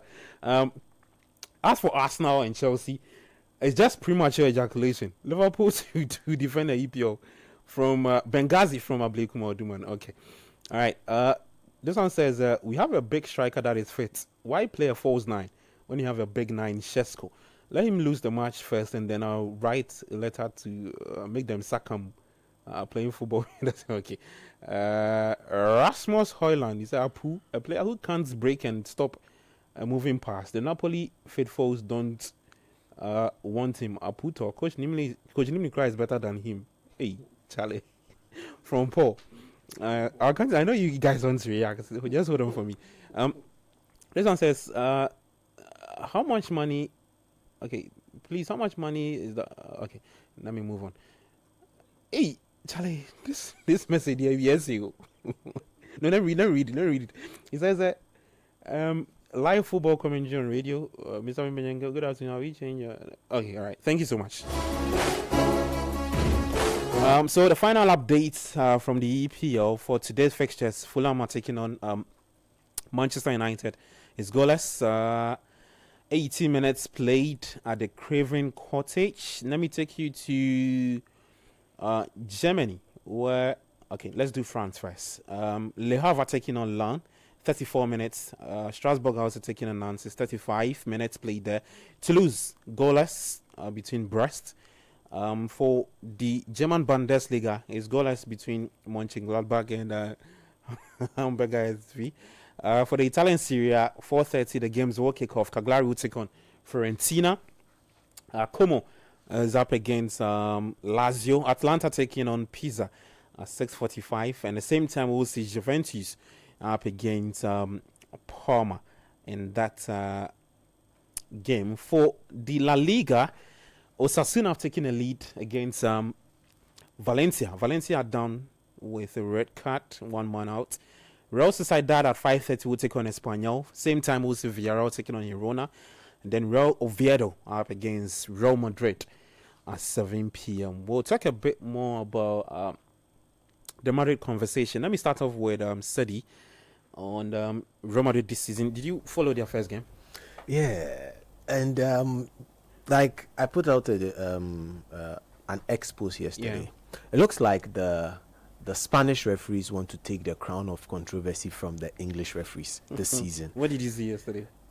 Not only yesterday. So yesterday I put out that tweet because of certain calls in the Barcelona game. Yeah. Okay, there was a certain foul that should have been a penalty. It didn't happen. In the first game of Barcelona, their second goal, obviously there was a head injury. A player was on the turf holding the head. It should be stopped. Yeah. Yesterday, play to continue. Even yesterday in the EPL, something similar happened and it was stopped. Do you understand? And then there was a tackle from behind from Rafinha that was also overlooked. That could have been a straight red, but it was also just given a yellow. No problem. Now you come to the Madrid game and you have a player slipping off the foot of another player and it gets taken as a penalty. It's dicey. It's dicey for me with regards to officiating this season from the La Liga. But to talk about Madrid themselves, let me just say a couple of Madrid fans are happy with what they are seeing from their club. After just one game? Yes. They wanted to see a lot of fluidity with regards to player movement, and position movement as well. One fan saw me and was happy that now they are getting inversions from Xabi Alonso. And people are moving in certain directions, and I go like, calm down. He see them is smiling. Calm down. Listen, you still haven't sorted out the major problem of the team, which is you need a great passer in the ball. in that midfield. In that midfield, okay. You need someone who I would call a mini controller. Take the ball, look left. You are moving into space. I make you move. You mean cruise control? Exactly. Oh, Gabi, you understand? They've not replaced Toni Kroos. That's the real problem in the team. You find a cruise region.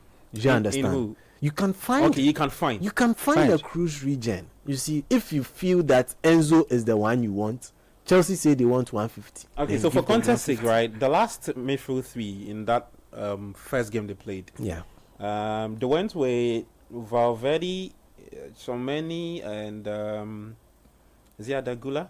Yeah, Adagula. And the funny thing is, you know what Tchouameni was doing? When they are building up from the back, the two defenders split, the two central defenders split, and Tchouaméni now comes back to drop into, and then you get their laterals getting into midfield. That was what they were just happy about, and also saw a lot of long passes from Dean Huijsen, which was really, really good, but it could not count at the end of the day. He was given accurate long balls, very, very good long ball passes from Dean Huijsen in that game. More to come from him, yes, but they need to find a way to deal with the great passer in midfield problem.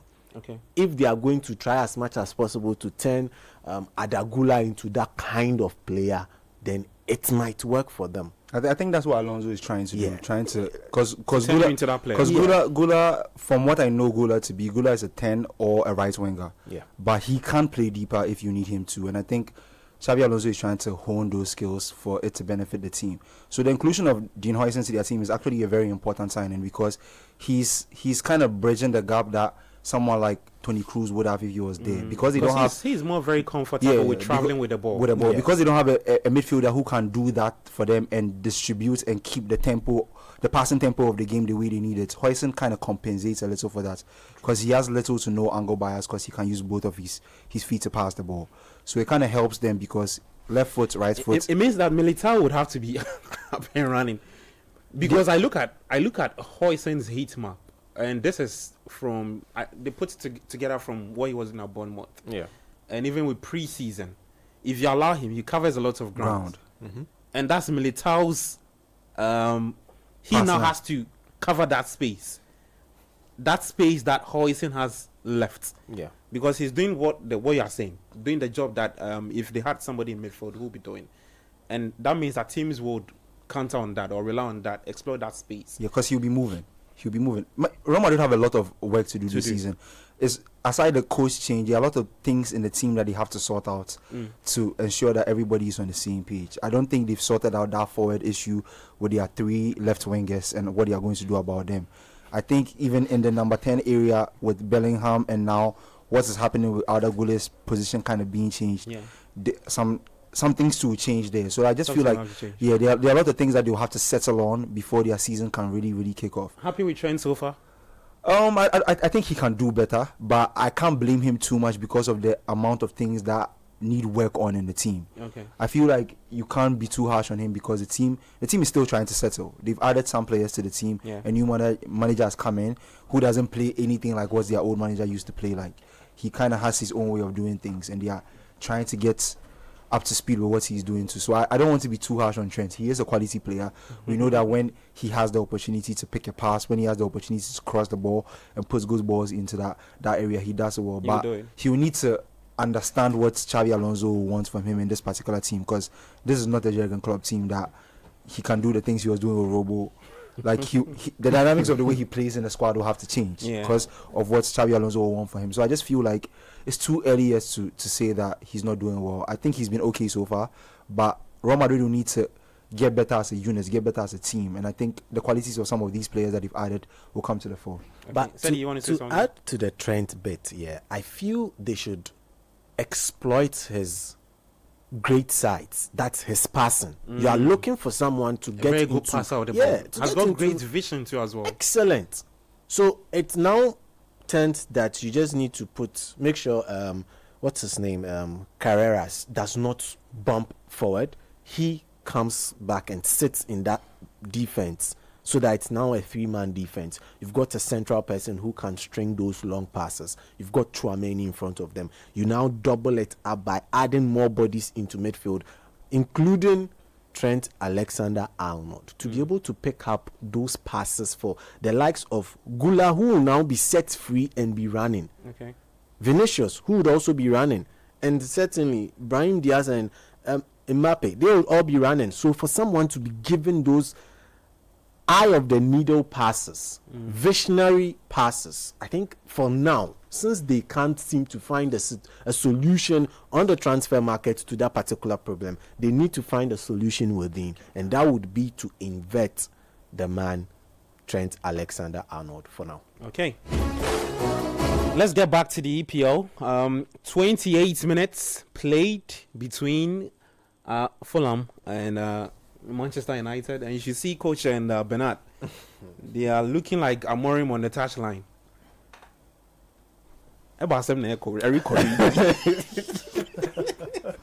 The game is ongoing. Before that, there was a texter who said he lost the frantic combo between you and Bernat. That's what he likes. Because you've been monitoring the game. Yeah, I've been monitoring the game. What has caught your attention? I think if you look at the two teams, they are all very, very careful. Overly careful not to concede the first goal. Okay. That is what is happening here. It's like both teams feel that if I concede first, I'm gone. And that is the problem here. So it is going to stay very cagey. I think what Man United is lacking is a ball progressor from midfield. Okay. Because if you look at the system, it's like Matthias Cunha and Brandon Mbeumo are interchanging. Because one of them, like you can see as at now, Brandon Mbeumo is the closest up front. So he's more or less playing as a number 9 now. Okay. So with Bruno and Casemiro in midfield. But if you look at what is actually happening, Fulham have now calmed themselves down. Man United had a blistering start, and Fulham was a bit slow. And at that moment, or during that first 10 minutes of the game, you expected Man United actually should have taken the lead. Matthias Cunha in particular hit the post. There was a ball long from Bayende where he controlled. All he needed to do was to put the ball in the back of the. He hit the target though, but the goalkeeper made the save. And you want to credit the Fulham goalkeeper. He was well positioned. And if you look at the technique exhibited by Cunha, he did everything right, but score. But if you look at the save too, you have to credit the goalkeeper that was indeed a very, very good and a solid save. Look at these players. That would have been a complete giveaway. Two players on the part of Fulham not being able to communicate properly, and for me, that would have been a suicide. If why do I think Fulham are looking very very physical? They have to be. They have to be. If you look at this Manchester United team, at least now it's a bit better. There is Mbeumo, there is Cunha. These are not players you can easily brush off the ball. Last season it was Garnacho. The slightest touch on him, he's gone. So what you need to do if you are Fulham is to make sure that you don't give these guys time on the ball, because look, take it or leave it. Matthias Cunha have shown that if he gets the time on the ball, he's going to punish. But the problem with Man United here is that you can clearly see, I don't know whether that is the game plan from Amorim. They've decided not to press Fulham high up the pitch. Yeah. When Fulham gets the ball, they tend to retrieve into a middle block and start the pressing from the middle block, as you can see currently. Fulham have the ball. But if you are doing that, then on the transition, you need to be spot on. That is the problem. Because when they win the ball, it's like immediately Fulham tend to win the ball off them. And the problem is that Casemiro is playing one-time passing. You see, and if you go one time, then what it then means is that you have to get it right. But if you are just touching the ball once, you may get it right when you are usually passing it backwards. But when you are going normally forward with the forward passing, it's a bit difficult to execute the plan correctly. Okay. And if you see all his forward passing ball, that if he had taken that extra touch, I think he would have gotten the passes right. Look at where Cunha had to drop. Yeah, very you deep. Understand what very deep. He's come very deep because nobody's able to progress the ball towards him. He's one of the number 10s. He and Brandon Mbeumo. So that's Mbeumo now with the ball, and very good. Clearly, when you get the ball to them, they know what to do with the ball. These are talented, good players. Look at that That's pass. a nice flick. Cut. This should be a goal. Well, You see, goalless. that Fulham happened. 0, Manchester United That 0. happened because Cunha dropped it, picked up the ball, progressed it, took it from Bruno, gave it to Bruno, and then look at the pass from Bruno there. So that is the beauty of the team. That is why they need another midfielder who is a Baliba, who will progress the ball, And a who believer. will ensure, and a There's a believer Bala- as well. Balaba. You understand? I don't know no more. The Brighton people, I don't know why they are misbehaving. Well, let me add some stats to coach's analysis. For 32 minutes, Let me start off with the XG. It's in favor of Manchester United. We've got 0.52 to that of Brighton, who've got 0.33. Fulham. I said Brighton, right? Fulham, sorry. For the shots, it's 5 apiece. Shots on target, 2 apiece, same. Total touches inside the possession box. United have got 10. And Fulham have got 7. After, 32 minutes. Yeah, so that's it. I'm sure United will be hoping that these numbers will turn into something significant. That's the point Ben raised early on. You can send your thoughts on the WhatsApp line 054996 somewhere around 4:30. Phone lines will be activated. It's now 4:03. So you can write the phone numbers down 0539 986 996 0549 986 996. I'll not be too surprised if we have like 90% of our callers from Chelsea after what they did. No, when you perform like that, the fans want to talk. Talk plenty. Yeah, what's talk? What did they do? See the Arsenal fans after Arsenal fans are already saying that the league is in the bag after the Leeds win. So it was just you beat a newly promoted side 5. It's good you beat the team 5, but that does not mean the league is in the bag. It's just match day 2. They didn't have a striker. They've gotten a striker now. Let me bring Bernard Abeku train. He's a big fan of Shesko. Are you missing him already? No, you like the coach rightly explained. It's just 2 weeks. It will take time, and I mean he needs to understand the league. He scored goals, yes, but this is a new. This league has the ability to frustrate you at a point as a striker. We've seen that in Darwin Núñez, and he never came back, or he never resurrected from that, and it leaves a lot of questions, to who is doing what in the box? But now just hold on for me. Kelvin Bassey is having a wrestling match with Mason Mount. Who is he trying? Mason Mount. That's Mason Mount. I think that looks like a penalty. No, come on, he grabbed him like. What Charlie? What's this? That's a penalty. That's a wrestling move, bro. Yeah, I mean, real Mysterio kind of. You want too much wrestling? It's okay. Way too much wrestling. That's true. So you don't do a real Mysterio in a football game, especially in that area with your experience in the game. You don't do things like this. United. Somebody said what? Early original. United 6, Fulham 1. Yeah. Fulham, you don't go see players goes like that too. But we need to. That is one of Marco Silva trump card. Yeah. His teams are not easily beaten like that. Is that a penalty? No, I'm not sure he'll give it. Oh, he's giving it. He should give that. Hey, what is it? Right now, the referees have been doing music for you. Now you have to explain to. You need to explain the situation. You have to explain it to the people there. Yeah. So that's what he's saying. Before he tells what it is. That's a penalty. So Bassey, I don't know the sense in what he was doing. But I don't know why you guys are surprised. Bassey is known for these kind of things, though. No, but it also brings to question the consistency of such decisions. Last weekend, in the same United Arsenal game, there were, wrestling games going on. The referee ignored. That one included Matthias Cunha. Look at that. How do you do this? Like, it's not rugby. And you see what makes it Mason Mount. He's not going to win the ball off you. That's what I was saying. What makes it very funny is that the ball is not even. The ball is not even in the You're area. already holding him and throwing him down. Look at your height and look at that of Mason Mount. Not even the height. Look at his physique. Look at your physique.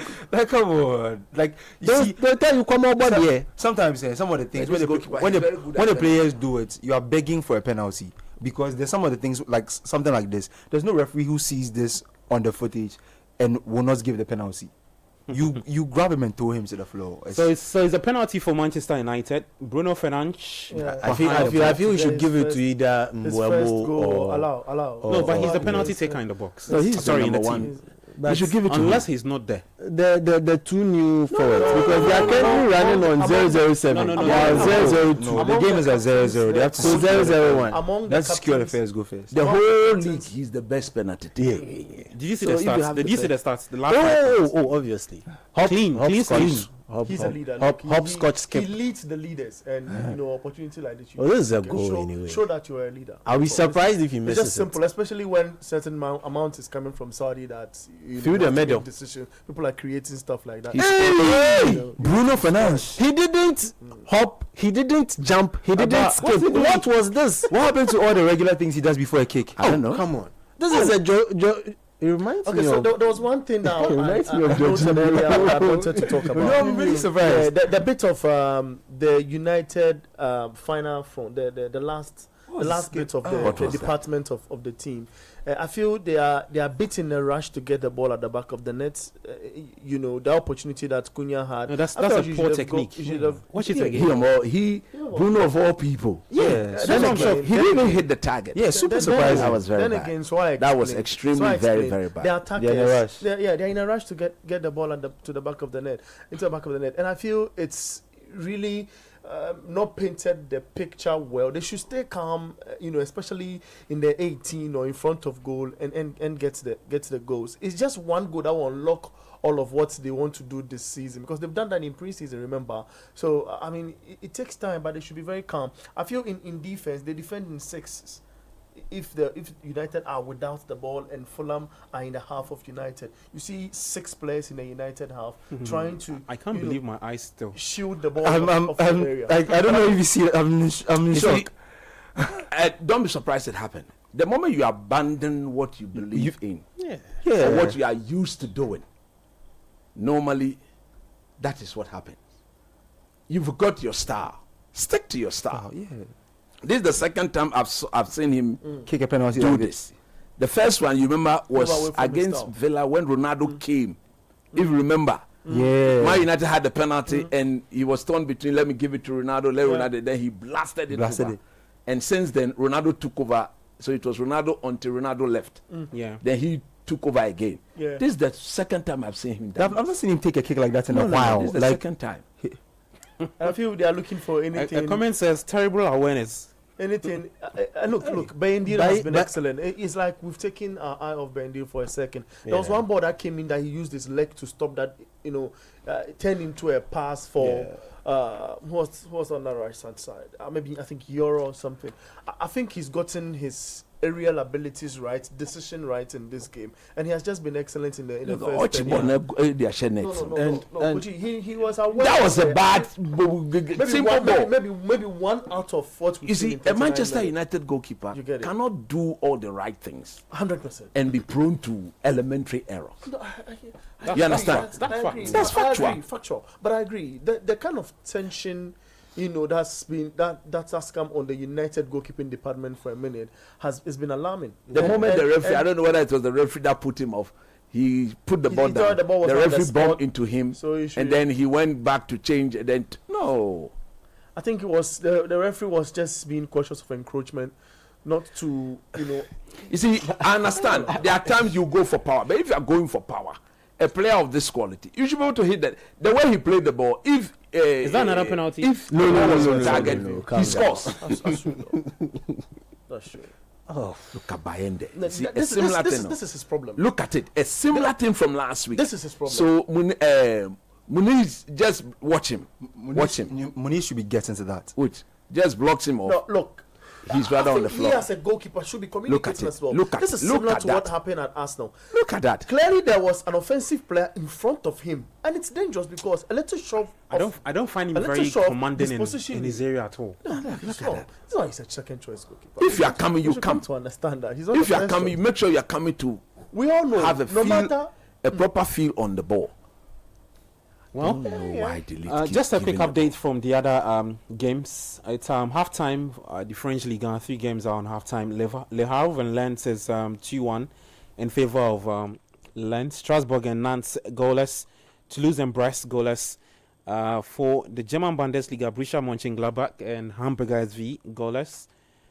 Taking you to Spain, where 48 minutes played. Osasuna 1, Valencia 0. Valencia down with 1 man, red card in that minutes. For the United game, just a few minutes to end the first half of that game. 42 minutes. Sorry, superstar. But what has happened from the pen has gotten him a little confused. You think it's unsettled him a bit? He will calm down. Look. We spoke about a mistake by Ndilden amidst all the saves, or blocks he's done in post. He gets the ball. Clearly, you have the vision to lay a pass and move, but then he's caught in between two worlds, and then they pick the ball away from him. Then he had to go tackle. Then he ends up into a throw. It's still against United. Then you get. I mean, I understand it's early days yet, and what have you. You see, in the first half, she answered that he did go and come. Players do make mistakes, but when a goalkeeper makes mistake, it is of a very high. I agree. High cost. I agree. That's where the point is. You understand? Yeah. So we can have a game where, like, Bruno had just missed a penalty. If United even go on to lose the game, it will be very difficult for you to say United lost the game because of Bruno's penalty. Because look at the time of missing the penalty. There is a lot more meaning. United lost the game because of Bruno's penalty. Because look at the time of missing a lot more to be played. But the goalkeeper does something. Look at right behind the goalkeeper is the goalpost. That's where the point is. First thing you do is go in the back of the net. All you want where you get your 3 points. So it's a sensitive area. I agree. But the goalkeeping department for this football club, they've been pressure for a second. So and it's the same guy who committed that error. Is the same guy the coach have trusted in this game. Exactly. And the first game was against Arsenal. That mistake will eat him up because he got opportunity. He could have just punched that ball out of goal. You get it. So I mean, if he's up in his game, I feel it's in the right direction to also give it to him, just as we took it off him last week, to applaud. No, he's done so well. Yeah. What I'm saying is that Baindi has done so well so far, but just at the time of you trying to praise him, he considered a sloppy corner that he should not be conceded. And that corner was what, if the Fulham player had, if Muniz had connected to that goal, that's a goal. Forget Muniz scoring. Forget Muniz scoring when he starts. It's something that the Fulham team has been dealing with. If Jimenez starts, he doesn't score. Muniz comes off the bench, he scores. If Muniz starts, he doesn't score. Jimenez comes off the bench, he scores. It's so I'm not surprised he missed the chance. He has actually gone for a spectacular where he could have gone for the simple option. So it's those kind of things with the Fulham team. Patrick Dogu. Let me read some of the messages. 0549969996. This one says, guys, look at this. Chelsea do have a very good team. But as compared to the likes of Liverpool and Arsenal, it will come up to the defense and goalkeeper. That's where Arsenal and Liverpool look better. Okay. This one too says, Bernard, now that you are doing Football Republic, please echo more discussions on La Liga, and other leagues, and so that it's not all right. Sure. You are doing a great work. I think the person is struggling to differentiate between our voices, probably. This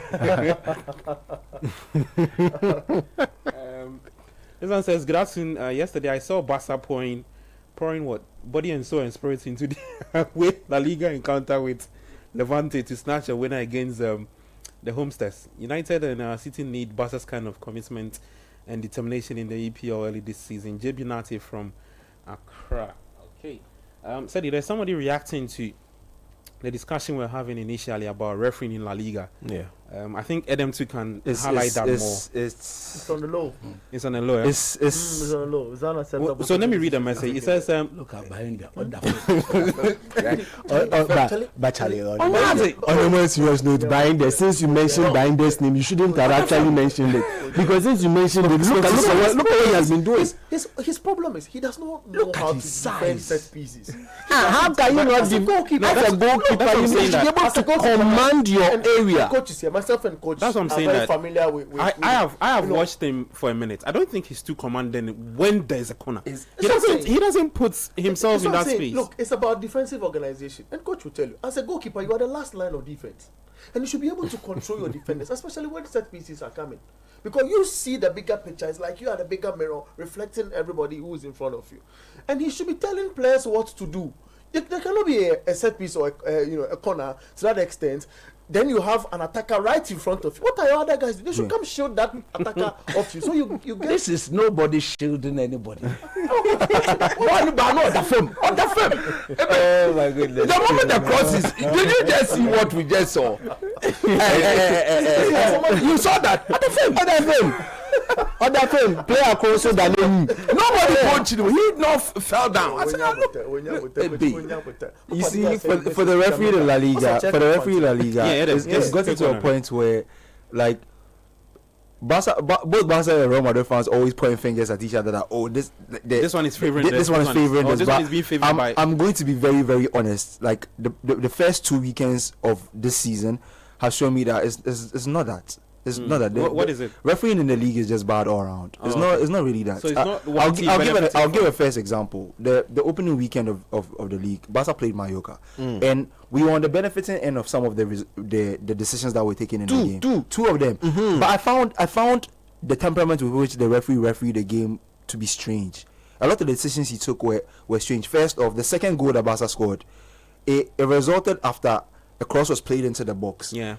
The Mallorca player voluntarily headed the ball. Yeah. When he headed the ball, he kind of had like a 5-second period where, like, as if there was something wrong with him. Then he went down. Okay. And within like that whole period, it was like after that, within like 10 to 20 seconds, the referee was kind of considering whether to blow his whistle or not. And in that split second, the Mallorca guys kind of like locked off the game a bit, and Ferran took a shot and scored. Then an argument resulted that should the goal stand or not. Then now the player who was supposed to be injured was part of the argument. So I'm sure the referee is looking at it like, okay, you are supposed to be injured, but now you're arguing with me, and you didn't need any sort of like. So he made a goal stand. Yeah. And in that argument, one of their players picked a yellow card for complaining. Then a few minutes after, he clips Lamine when Lamine is trying to get a shot off at the edge of the box. That's the second yellow, which I felt was harsh. It didn't need to come that soon. Like, he could have given him a chance or two before he gave that second yellow. Yeah. It was too quick to give the yellow. You understand? So it's just a general gone by. Then a few minutes after, so it was a quick sequence of events. Few minutes after, a ball goes over the top for Mallorca. It's 1v1, their striker and Joan Garcia, foot up to the keeper's face, and that is a red card. Yeah. So he goes off. So within like 10-15 minutes, Mallorca, the game is wide open, and they can't really find the game like way back into the game because they are 2 men down. Yeah. And there's nobody's fault. It's just that the temperament of the refereeing in the game was just weird. What of the Rafinha tackle? That's even what I wanted to get to. There. That's even what I wanted to get to. I'm sorry. And for the Rafinha tackle, the way he was refereeing the game, what Rafinha did, he should have been sent off. But you don't send Rafinha off, so it makes it look like you're favoring Barcelona. Yeah. But there's just no consistency with the decision. Because if you take all the decisions he took that day, Rafinha shouldn't see another minute on the pitch. But he keeps Rafinha on the pitch. So it just makes everything strange. Okay. Well, let's see. We'll be keeping tabs on Spain. It looks like this season they're up to some refereeing shenanigans. Oh no, it's every season. And like at this point in time, I'm tired of pointing fingers. This season, we want to highlight it more. It's something should be done about it, because usually the Premier League referees get into the news about that, but La Liga referees are really doing a good job to make the headlines themselves. Okay, guys, let's get back to YouTube, right? The comment section. I think you should shout a lot. If you shout a lot of people out. Yeah, a lot of people have to shout them in. But the game has ended. Sorry, halftime is goalless between Fulham and Manchester United. On YouTube, let me start off with why I ended. I think I ended at Sweet Kwame. He says, terrible awareness Fernandes. Laugh out loud.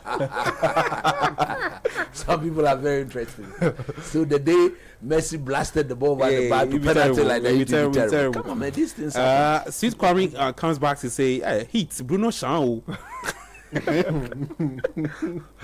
Another one from Fishmonger says, as a Man U fan, I'm happy he didn't score that penalty. We want to win fair and square. But how? Like, but the fair and square, winning fair and square, converting penalties. It's part of the game. He came and say, "Sha, you didn't pass a comment." That is the man's opinion.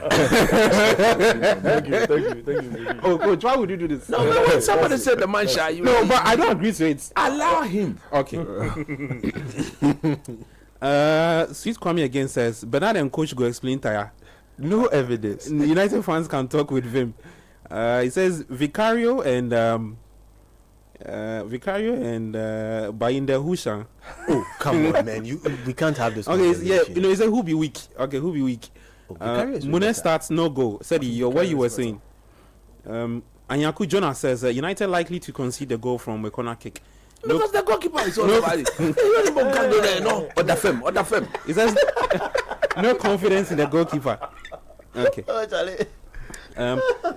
Fishmonger again says, but the Doku guy, he's not pure quality player. No, let's not. He looks like a fish out of Abutre. 2 games. Isaac Abdullah says, why did the coach bench Shesko? I think coach has explained that. Bernard also touched on it. Sid Kwame, he's just excited that Bayinda did mess up. He said Bayinda sharp pass. He says, okay. Nathaniel Fleku says, this goalkeeper situation, there some style. Bafo Amwako says they should bring Shesko in the second half. Okay. Saucy Frames says Bruno Pan, he has destroyed everything. Well, say Bibia. In that commentator's voice. He says, Bafo Amwako says, Fernandez, why did he throw the penalty out of the post? Okay. Bruno has cast a spell on United fans. This guy is not needed in the current setup. If he can't play as one of the 10s, you should get him out for Baleba. Okay, United needs a new goalkeeper from Dennis. Wilson Klopp says Amorim is just another Ten Hag with. Okay, they should bring Donnarumma in the United setup. Coach, you need Donnarumma? Not necessarily Donnarumma. A better goalkeeper than Bayinda and Onana finish. Not necessarily. Donnarumma is not better than these two. Look, I've read and I've seen some stats about Donnarumma. I will be shocked if Pep Guardiola even goes for him. Well, the news this morning before we came into studio was that City had reached an agreement with. Then clearly Pep is going against his own principle. The principle for which he sacked Joe Hart. Yeah. The principle so for a which goalkeeper who is comfortable with the feet passing. And Donnarumma is not. Isn't. Well, isn't. I mean that's part of the reason why Luis Enrique seems he's not comfortable with his feet at all. You put him under pressure, he gives it away. I mean, you can maybe as we go through, you should check the stat and compare him with that of Ederson, the one that he's likely to come and replace at Man City. Yeah. Compare him with the Liverpool goalkeeper. Put Onana in there. Put Onana in there. And then put the young goalkeeper that Manchester United most likely will sign latest by tomorrow. Okay. Just put him in there and then compare their saves, their passing range and all that. Right. And you see that even save percentage, when I saw that, I was shocked. Donnarumma, because of his character, he's not the sort of player I want in the dressing room. Okay. He's part of that Mino Rowless. Why, you think he exudes bad energy? Salary as well. Yeah. I mean, he's not Donnarumma exudes bad energy? He's what? You think he gives out some bad energy to Yes, yeah. I mean, we saw the manner in which he ran down his contract at AC Milan. I'm saying you should and some really interesting stats. And coach is right. Stats around Donnarumma, right? Put it out for us. Yeah, you even compare Donnarumma and Onana. Yeah, compare them. You see, it's wow. So, what in how many games? So for the entire season, last season, the past season, yeah, just the past season. When we are talking about saves percentage, obviously Donnarumma has that over Onana. But when it comes to aerials won, Onana has won more aerials, more than twice what Donnarumma won in that span of time. That's glaring. Yeah, and even when it comes to passes completed as well, Onana got almost double what Donnarumma got for the entirety of last season. So when it comes to the passing situation and also aerials won, it puts Onana even in a better situation than Donnarumma. Yeah. So why is Pep going for him then? Look, what I want you to do is that compare Donnarumma, okay, Onana, all right, the Ederson, all right, and then put Lamens in there. Okay, right. So Sedi will be doing that. While Sedi is doing that, phone lines activated 0539 96 996. You can call us now 0539 986 996. If you want to text you, feel free to do so on 0549 986 996. That's the WhatsApp line. This is another situation. Just say he's virtually lying on his back. I'm saying, look, on the floor. His problem as a goal. See, every goalkeeper have one particular problem. He's trying. The problem, what I don't get is to improve. You see, I would have accepted that if this was a goalkeeper not having decent height. He's more than 6 foot. Yeah. So his aerial ability is poor. I mean, when you are coming back, when you are coming out of your post for the ball, you should get to the ball. Guys, let's hold on for me, right? Let's also get to hear from our listeners. Hi, your name, where are you calling from? Hello? Okay, the caller is not ready to talk. 0539-986-996, 0549-986-996. That's the WhatsApp line. For the text lines is 0549-986-996. Hi, your name, where are you calling from? Hey, that's okay. Senior. Hey, how are you doing? I'm good. Your name, please. Yeah, this Bernard Abuku, what's his friend? Your name, you've not mentioned your name, my brother. You've not mentioned your name. Your name, please. Calm down. I am calm. This is Emmanuel. Your team is currently playing goalless. I know you want to talk about it, so let me just update it for you. Right, do you want to join the beef? Do I want to do what? No, please. Talk to me. What do you want to talk about? Charlie, this Onana guy, I think this Onana. Oh, Onana, this by any guy. Charlie, Charlie, what is going on? And I agree with everything. The guys are they are rushing to score goals. I don't know why they are rushing when they get to the final part of the pitch. They are rushing to score the goal. I don't know why. They should calm down, and then the goals will come. I don't know why they are rushing. See, we have to get the goalkeeper out. This goalkeeper we don't even need the Donnarumma because after Donnarumma, his area boy is no good, and the Premier League. The Premier League, we have a lot of courses and all those stuff. Okay. Donnarumma. Okay. Like him. All right. Thank you so much, Ima. A big fan of breasts. 054996. I mean, breasts in the French League. Please stop overthinking. Hi, anywhere are you calling from? This Abi National from where? Abi, what's good? Yeah, who things are going, Abi, small play they play now. See what they do. Oh no, we bread in the ear back while in Abi, it's okay. Abi, it's okay. Abi, calm down for me. Abi, I know you're a Chelsea fan, right? I'm a Chelsea fan, but what is worrying me now nowadays is that I'm very, very much bored because I don't hear a commentary. I even gave you a text message. If it is contributing, you people should let us contribute and you bring the commentary back. If not, some of us, we can't watch television. We work on our hands. You work on our hands. And when you are at that workplace, you listen to the commentary. So, CTFM, I'm pleading. I'm on my knees. I'm pleading with you. You people should bring the commentary back. So that when we sit and work, then we listen to the music, the commentary.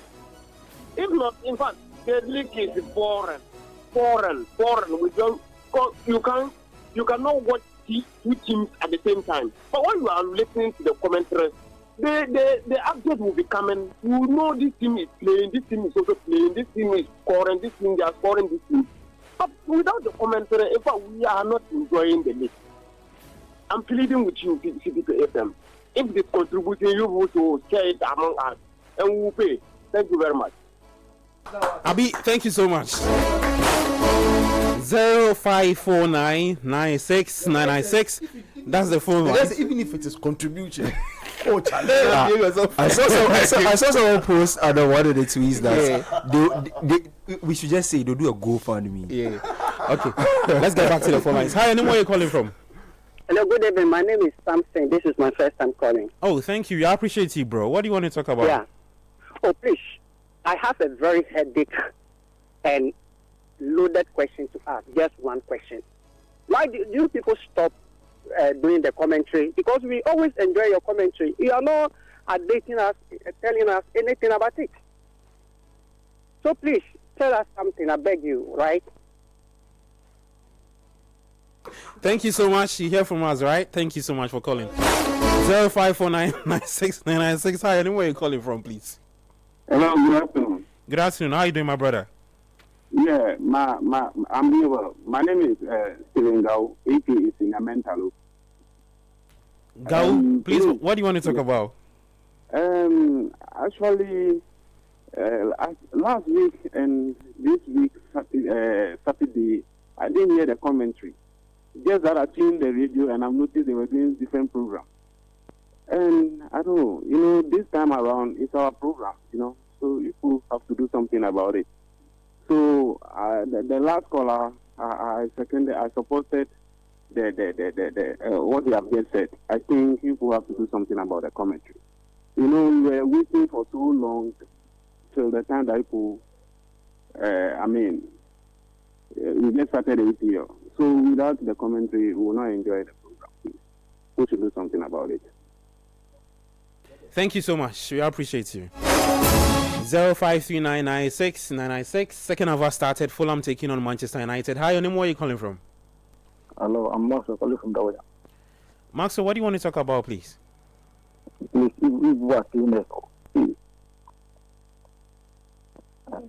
they should bring the commentary, but for me, I'm visually impeded, and the city is where I listen to. That's where we find our joy, and we listen to you every time. People should do something about it. To bring that documentary. Big. Wow. All right, thank you so much. We appreciate it.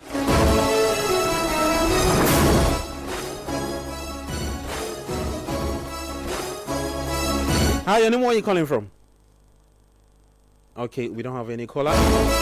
You can text us also on 0549969996. Let me try and read some of the messages whilst we wait for our callers. Okay, hi, your name, where are you calling from? Hello, Gabby. Senior. Yeah, good evening. Good evening, how are you? Your name, please? Yeah, I admire so much. You and your family over there, especially coach and the other guys. We admire you so much, son. Thank you very much. My name is Yima, calling from Amomole. Okay. Yeah, please, I would like to make an appeal because you guys can reach out to Liverpool, the top hierarchy. The way they concede, Gabby, sometimes I really just don't understand. Look at their last 5 matches during their preseason. They conceded. They scored 17 and considered that 11 or 12. It's not very bad. And this Isaac issue, left with me alone, I think they should just forget about Isaac and then go in for defenders. Because, my brother, the way Liverpool concedes is too much. I really just don't get it. Because you'll be scoring while the opponent will also be scoring at the same time as you are scoring too. Even if it is just one goal, you need to protect the goal. You see, so Gabby, please, you and coach and Benjamin Abeku and others, please try and reach out to the top hierarchy, Liverpool in London, so that we can get more defenders rather than taking Isaac. That's the little contribution I want to make. All right, thank you so much, Ima. We appreciate you. 0549969996 0539986996. Call us. Let's talk football. Hi, your name, where are you calling from? Hello. Hello. Okay, we don't do pum pum here. 054996. Hi, your name, where are you calling from? Yeah, hello. My brother, your name, please. Yeah, William. I'm calling from Accra. Your name is what? William. William, talk to me. What do you want to talk about? Well, I'm a Liverpool fan, and to answer your last caller, I think he showed concerns about Liverpool's defending.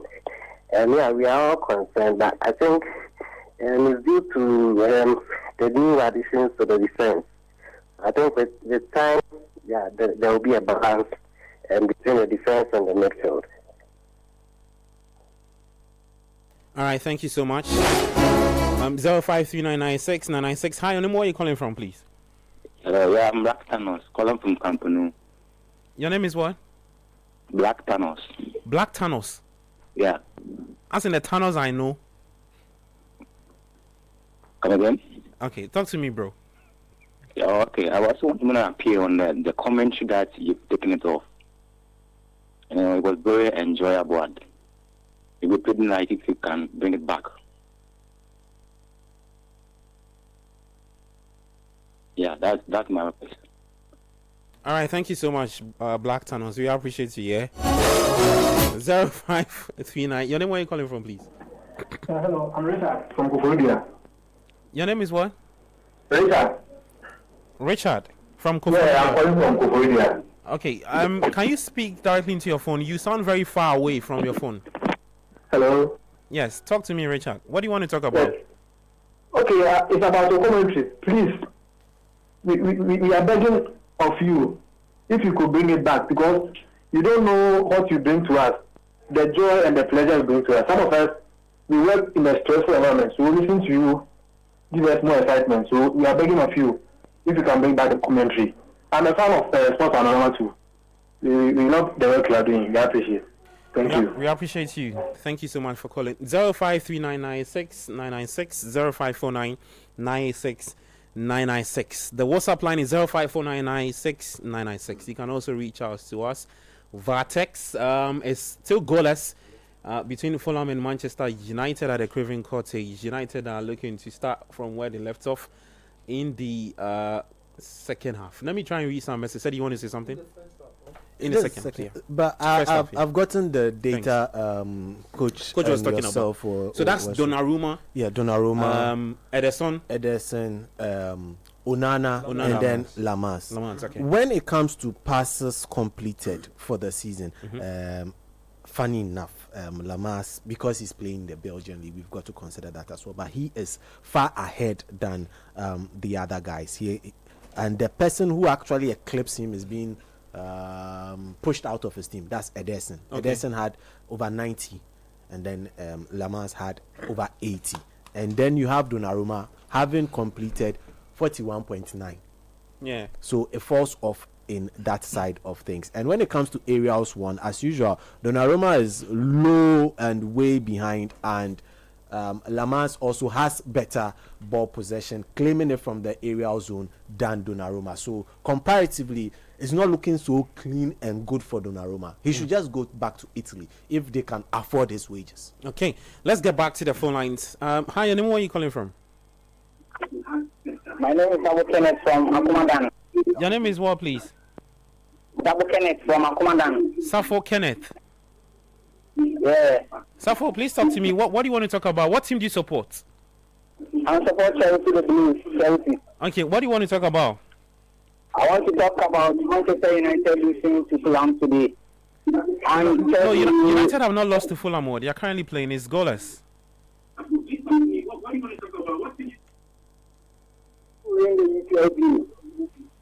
What did you say?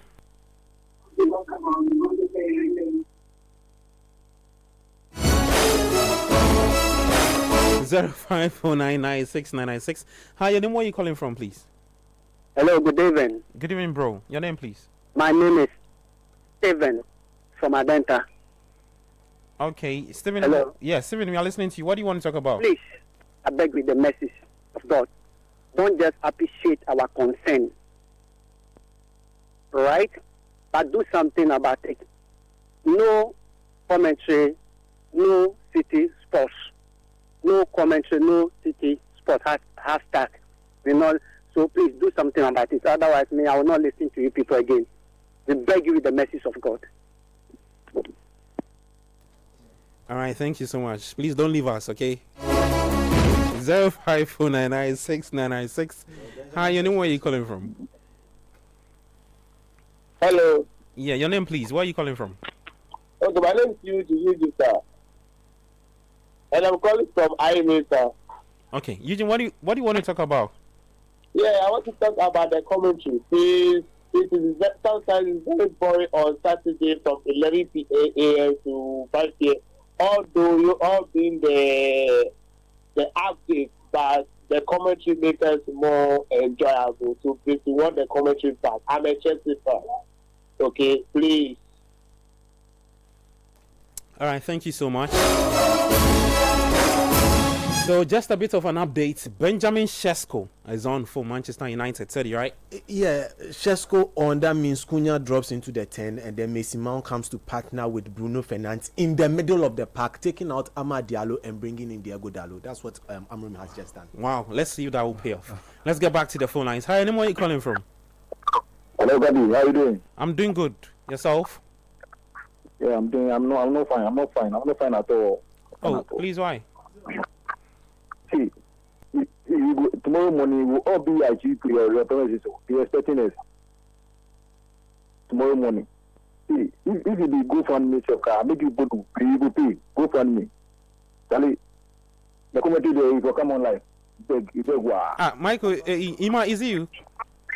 Beg wa. Ima, is that you? It me. The go fund me, make you put out for you go pay. You beg. Oh, Ima. So, but why you don't mention?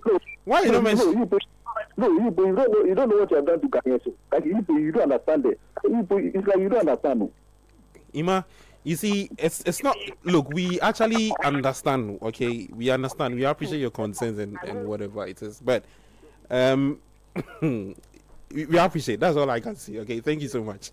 Okay. 0549969996. Hi, anyone calling from? Gabi. Senior. Yeah, Ima out, Ima in. Yes. Ima out, Ima in. Yes, please. Yes. I also want to add my a little voice to what the two earlier callers said about the commentary, city commentary. I don't know if the bone of contention between the multi-choice and the communication ministry, I don't know if that is the reason why you people are not broadcasting this in the Premier League commentary. I don't know. I would like to know. Hello, No, please. No, that's not the case, yeah? Oh, that's not the case. We put out a statement. We put out a statement to that effect, all right? Oh, then some of us didn't come across that.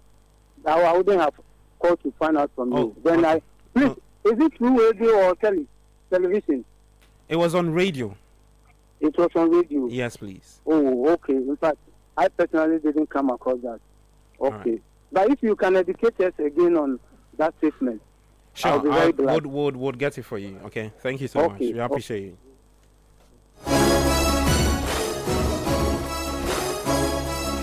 0539969996. Hi, your name and where are you calling from, please?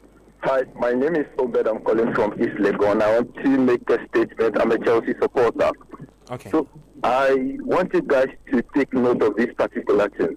Chelsea is going to struggle in the season, not because they lack quality, but because they have become a motivation because of winning the Club World Cup. And then a lot of teams coming up against Chelsea will really, really love to prove a point.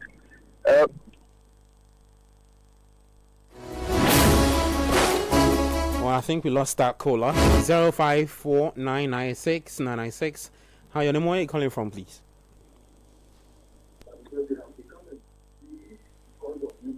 Hello? Okay.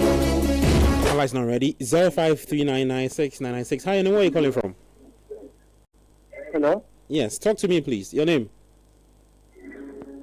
Hello, good evening. Yes, I can hear you. Your name, please. Where are you calling from? This is Murutala from Asamen Kesi. Mutala, what do you want to talk about? What team do you support? I'm a great Manchester United fan. Okay, so just a quick update for you. Your team has just taken the lead against Fulham. Lenny Joro. How do you feel about that? Go! Oh, Go! Wow, that is what I've been waiting. Yeah, you've been waiting for that, right? Very definitely, guys. Yeah, so that's Lenny Euro giving you the first goal, 57 minutes. I'm very excited, and I know Coach there is very excited. Yeah, Coach is and all smart. This is the first time I'm watching you on TV, the Republic Football. Oh, thank you. I appreciate it. Please stay with us every Saturday on Sunday, okay? Yeah, I'm watching you, but I'm a long-time listener of CTFM. Oh, okay. To City TV and. Yeah, it's not Channel 1 TV. Yeah, it has been a while tuning in and listening to it, but I come across the commentary. The commentary is our thing. It's just we are begging Master Samuel Atamensa and the people at the top, Mr. Bernard Avile, and the owner of CTFM. We are begging them. We know the subscription is very high. We know the management of the money is too high, but you know they can do something about it, because our Saturday and Sunday, even the midweek matches, the FA matches, I know what CTFM has started this commentary since 18 years ago. That makes CTFM a CTFM. We are begging. We are on our knees. We are begging. Because Ghana is not... Ghana needs to say about our league, Ghana, the Premier League, that's CTFM for.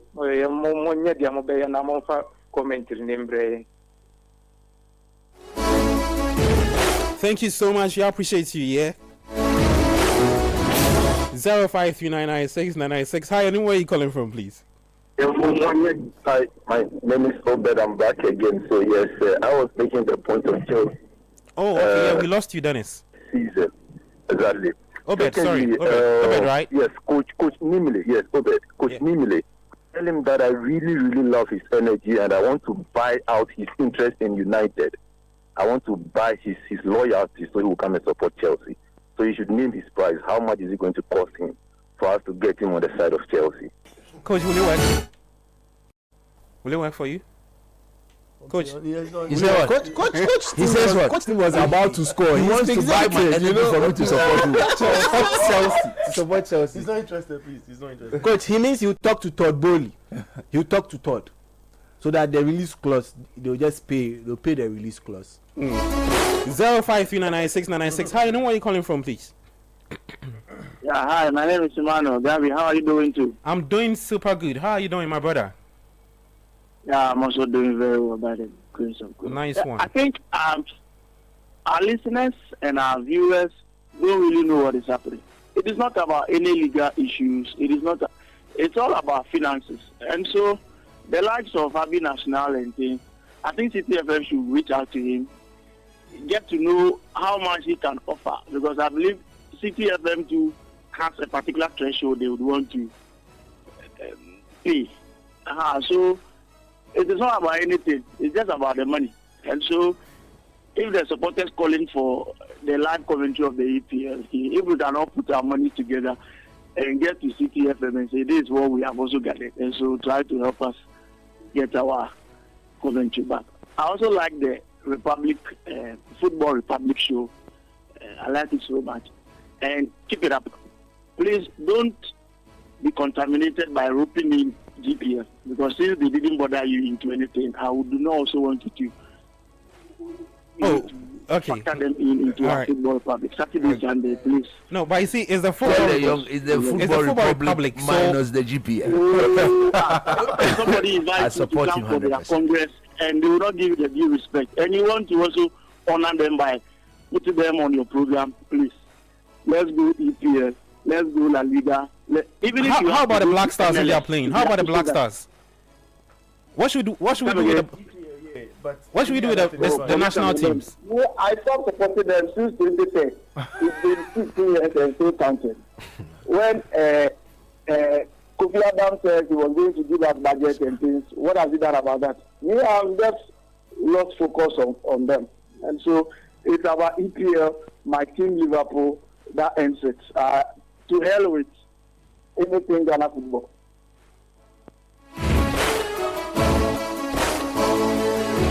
All right, thank you so much. We appreciate you. We've got like 10 minutes more. Let's see if we can still get more, some more callers. 0549. Hi, where are you calling from, please? Hello? Yes, hello. Yes, my brother, talk to me. Your name, please. This is Jonas from Racecourse. I didn't get your name, please. Jonas. Yeah, Jonas. J-N-A-S. Jonas. Oh, okay. Jonas. Yes. What do you want to talk about? Yeah, I just want to comment on. I've heard a lot of people trying to bring in how do you call it? People trying to make it seem City doesn't want to. It's not City that doesn't want to.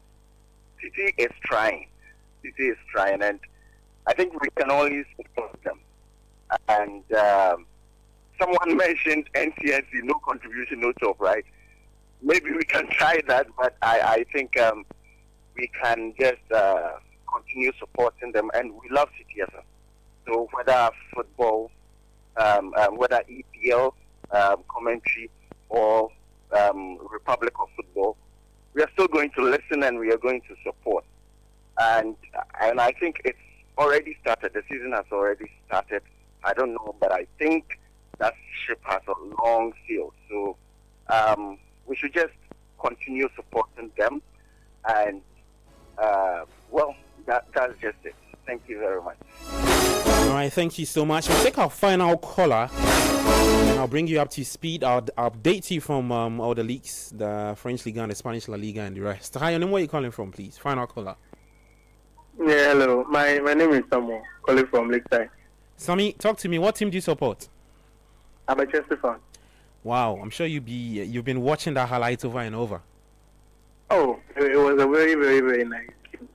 And about the commentary thing, I read the statement you put on S, and we understand. I don't know if people can do the GoFundMe thing for us, but I will be able to at least contribute something small and then bring the commentary back, because some of us, the kind of jobs we're doing, we can't watch the telly. You have to listen to radio, and you are the only person who is helping us with it. When it comes to, I saw some other stations trying to do it, but it didn't go well. It's not going like the way we used to see it on City. Yeah, so we beg, we want people back. Yeah, about Chelsea, I'm very, very happy with the way we played this weekend on Friday. The score was very good. I think we have some defensive problems that we need to work on. Yeah, we need a defender, because the defenders we have there, we need a very experienced defender. It pains me that we have to let go someone like Thiago Silva. Like, he needs to be in the midst of those young boys, to putting them on the right track. Apart from that, I think it's solid to be able to compete enough for the league this season. All right, thank you so much. That's it with the call segment. We appreciate everyone who called. Let me just do a quick update, take you around the world, and bring you up to speed. Well, Manchester United have scored. They've taken the lead against Fulham, just in case you missed it. Lenny Euro with a goal for United. Early on, we had Everton beating Brighton by 2-0. Crystal Palace also played out a 1-0 draw with Forest. For the French Ligue 1, Lorient beat Rennes by 4-0. Le Havre and Lens are still playing. It's 80 minutes. Lens with a 2-1 lead against Le Havre. Strasbourg has just taken the lead against Nantes. 82 minutes. Toulouse 2, Brest 0. Lille will take on Monaco at 6:45 p.m. For the German Bundesliga, SC Cologne, they beat Mainz by 1-0. Borussia Mönchengladbach played out a goalless draw with Hamburg SV, 67 minutes. Taking into the Italian Serie A, Cagliari are taking on Fiorentina, 26 minutes, goalless. Como also taking on Lazio, 24 minutes, is goalless. Atalanta will take on Pisa at 6:45 p.m. Same time, we'll see Juventus up against Parma in that Serie A match day 1. For the La Liga, we have Osasuna. They are looking like wrapping up all 3 points against Valencia. It's 1-0 for Osasuna. Real Sociedad will take on Espanyol 5:30, and then Villarreal will take on Girona same time at 5:30. 7:30. The Madrid fans can't wait. They take on Real Oviedo in the La Liga match day 2. Let me see if I can chip in. Somebody texted me and said I should do the Portuguese league too. So let me see if I can update the Portuguese league. Okay, so today we have FC Porto will take on Casapia at 5 p.m. Let's behave ourselves. And then at 7:30 is Braga taking on AFC. For the United game, is 68 minutes played. Fulham 1. Nope. Fulham 0. Manchester United 1. So we have the fixtures on your screen for La Liga and also the Italian Serie A. Let's see if we can put a few stats around players. We spoke about Bruno Fernandes, and also we touched a bit on. We'll see if we can do Calvin Bassey, Matheus Cunha, and Mason Mount. If you can have our stats displayed on the page. But let me just take a quick thought from the guys. You have just 4 minutes to wrap up. Seti, impressed with United so far, taking a lead through Lenny Euro. Can they wrap it up? The most important statistics in football is the number of goals scored and conceded. As at now, it's looking all green. So Mason Mount is off. Is that Ugarte? Yeah. Ugarte on for AKA 3 seconds. Why do you call him that?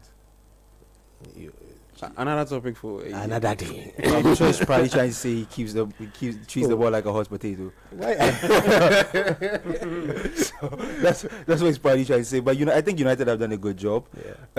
They can wrap it up first win of the season. I hope they wrap it up. Like Fulham know how to nick those kind of goals and get the draw and get the points. But I hope United wrap it up, because the performance they put up last week and this performance, I think they deserve some 3 points to start the season with and get their confidence up, because your first 5 games of the season are really, really important, especially to the confidence of the team and the kind of things you want to achieve in the season. So losing the first game against Arsenal after the kind of performance they put up, they should wrap this up to start at the role of building their confidence, because there are players who need it, and because there are a lot of additions and they are trying to do things differently and play at a higher level this season. I've liked the performance so far. I feel like the performance against Arsenal was a bit better. Yeah, just a bit better than this performance. I feel like they were better all around as a team against Arsenal, but decent performance here too, and they look to be wrapping the points, which I hope they do. Okay, so the stats for some players are on your screen. So we'll talk Bruno Fernandes, Matheus Cunha, Calvin Bassey, and Mason Mount. So it will be changing as it went. Bernard, quick thoughts on United Fulham. Who's winning this? I agree with them.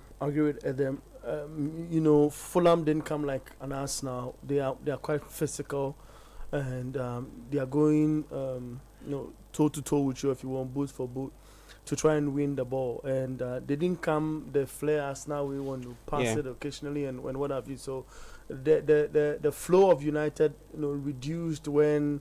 Of course, coach also mentioned that initially from the earlier stages of the game, and it has been like that for a minute. I feel if United will get another goal, it would be dependent on their movement. Then again, they need to move a little sharper than Fulham, or cause them in the critical areas to commit some fouls and see if they can get something from set pieces. But I don't see United getting another goal, because it's about their defensive composure, Fulham, and how they're able to do. They keep pressing, they keep committing United to be making the little mistakes, and we just saw that from Shaw as well. He also transpired. These are unforced errors. Yeah, Bruno Fernandes showed I gave you the simple pass. You can't make this pass. Simple pass. Experienced player like that. So I'm saying the players should calm down. I think they're overthinking, and all of that. So yeah. Coach, you have the final say, and it's a wrap.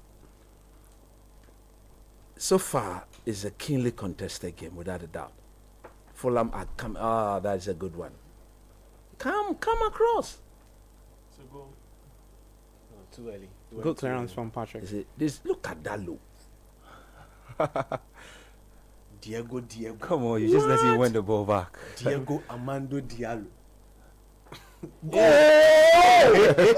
I saw the goal. See what I saw it. Oh, he just came onto the pitch. He literally just saw it together with Raul. You see, what was Raul Jimenez? He just gave the ball away. You see, coach complain when Dallo lost the ball, and I was like, you just gave the ball away. In that so situation. Fulham have equalized 72 minutes. Just when we thought that United were going to run away, he just with gave all the ball 3 away. points. It's Fulham won, Manchester United won. What was he doing? Look at it. This is the ball. The ball came through to the. He literally gave the ball away. He had a lot of space in front of him, and he was So not watching. the recycled play. Just recycled. Yeah, they recycled the play. Bassey hits a low cross. It was missed by Jimenez, right? It will be. He will not communicate. Because if he had communicated, he should be the last guy in the defensive fold. And no communication. No communication at all. He's not talking. But in there, he's not talking, and that's his problem. Wow. Because he should have seen the run. You see, if he had spoken, Delete. If you look at delete, he just shaded the ball, thinking that there was nobody coming from behind. Absolutely, there was no danger. And Baindo should have spoken and said that, look, go in for the ball. Okay, Coach, let's wrap up. Okay, I know we'll sit here. That's foul.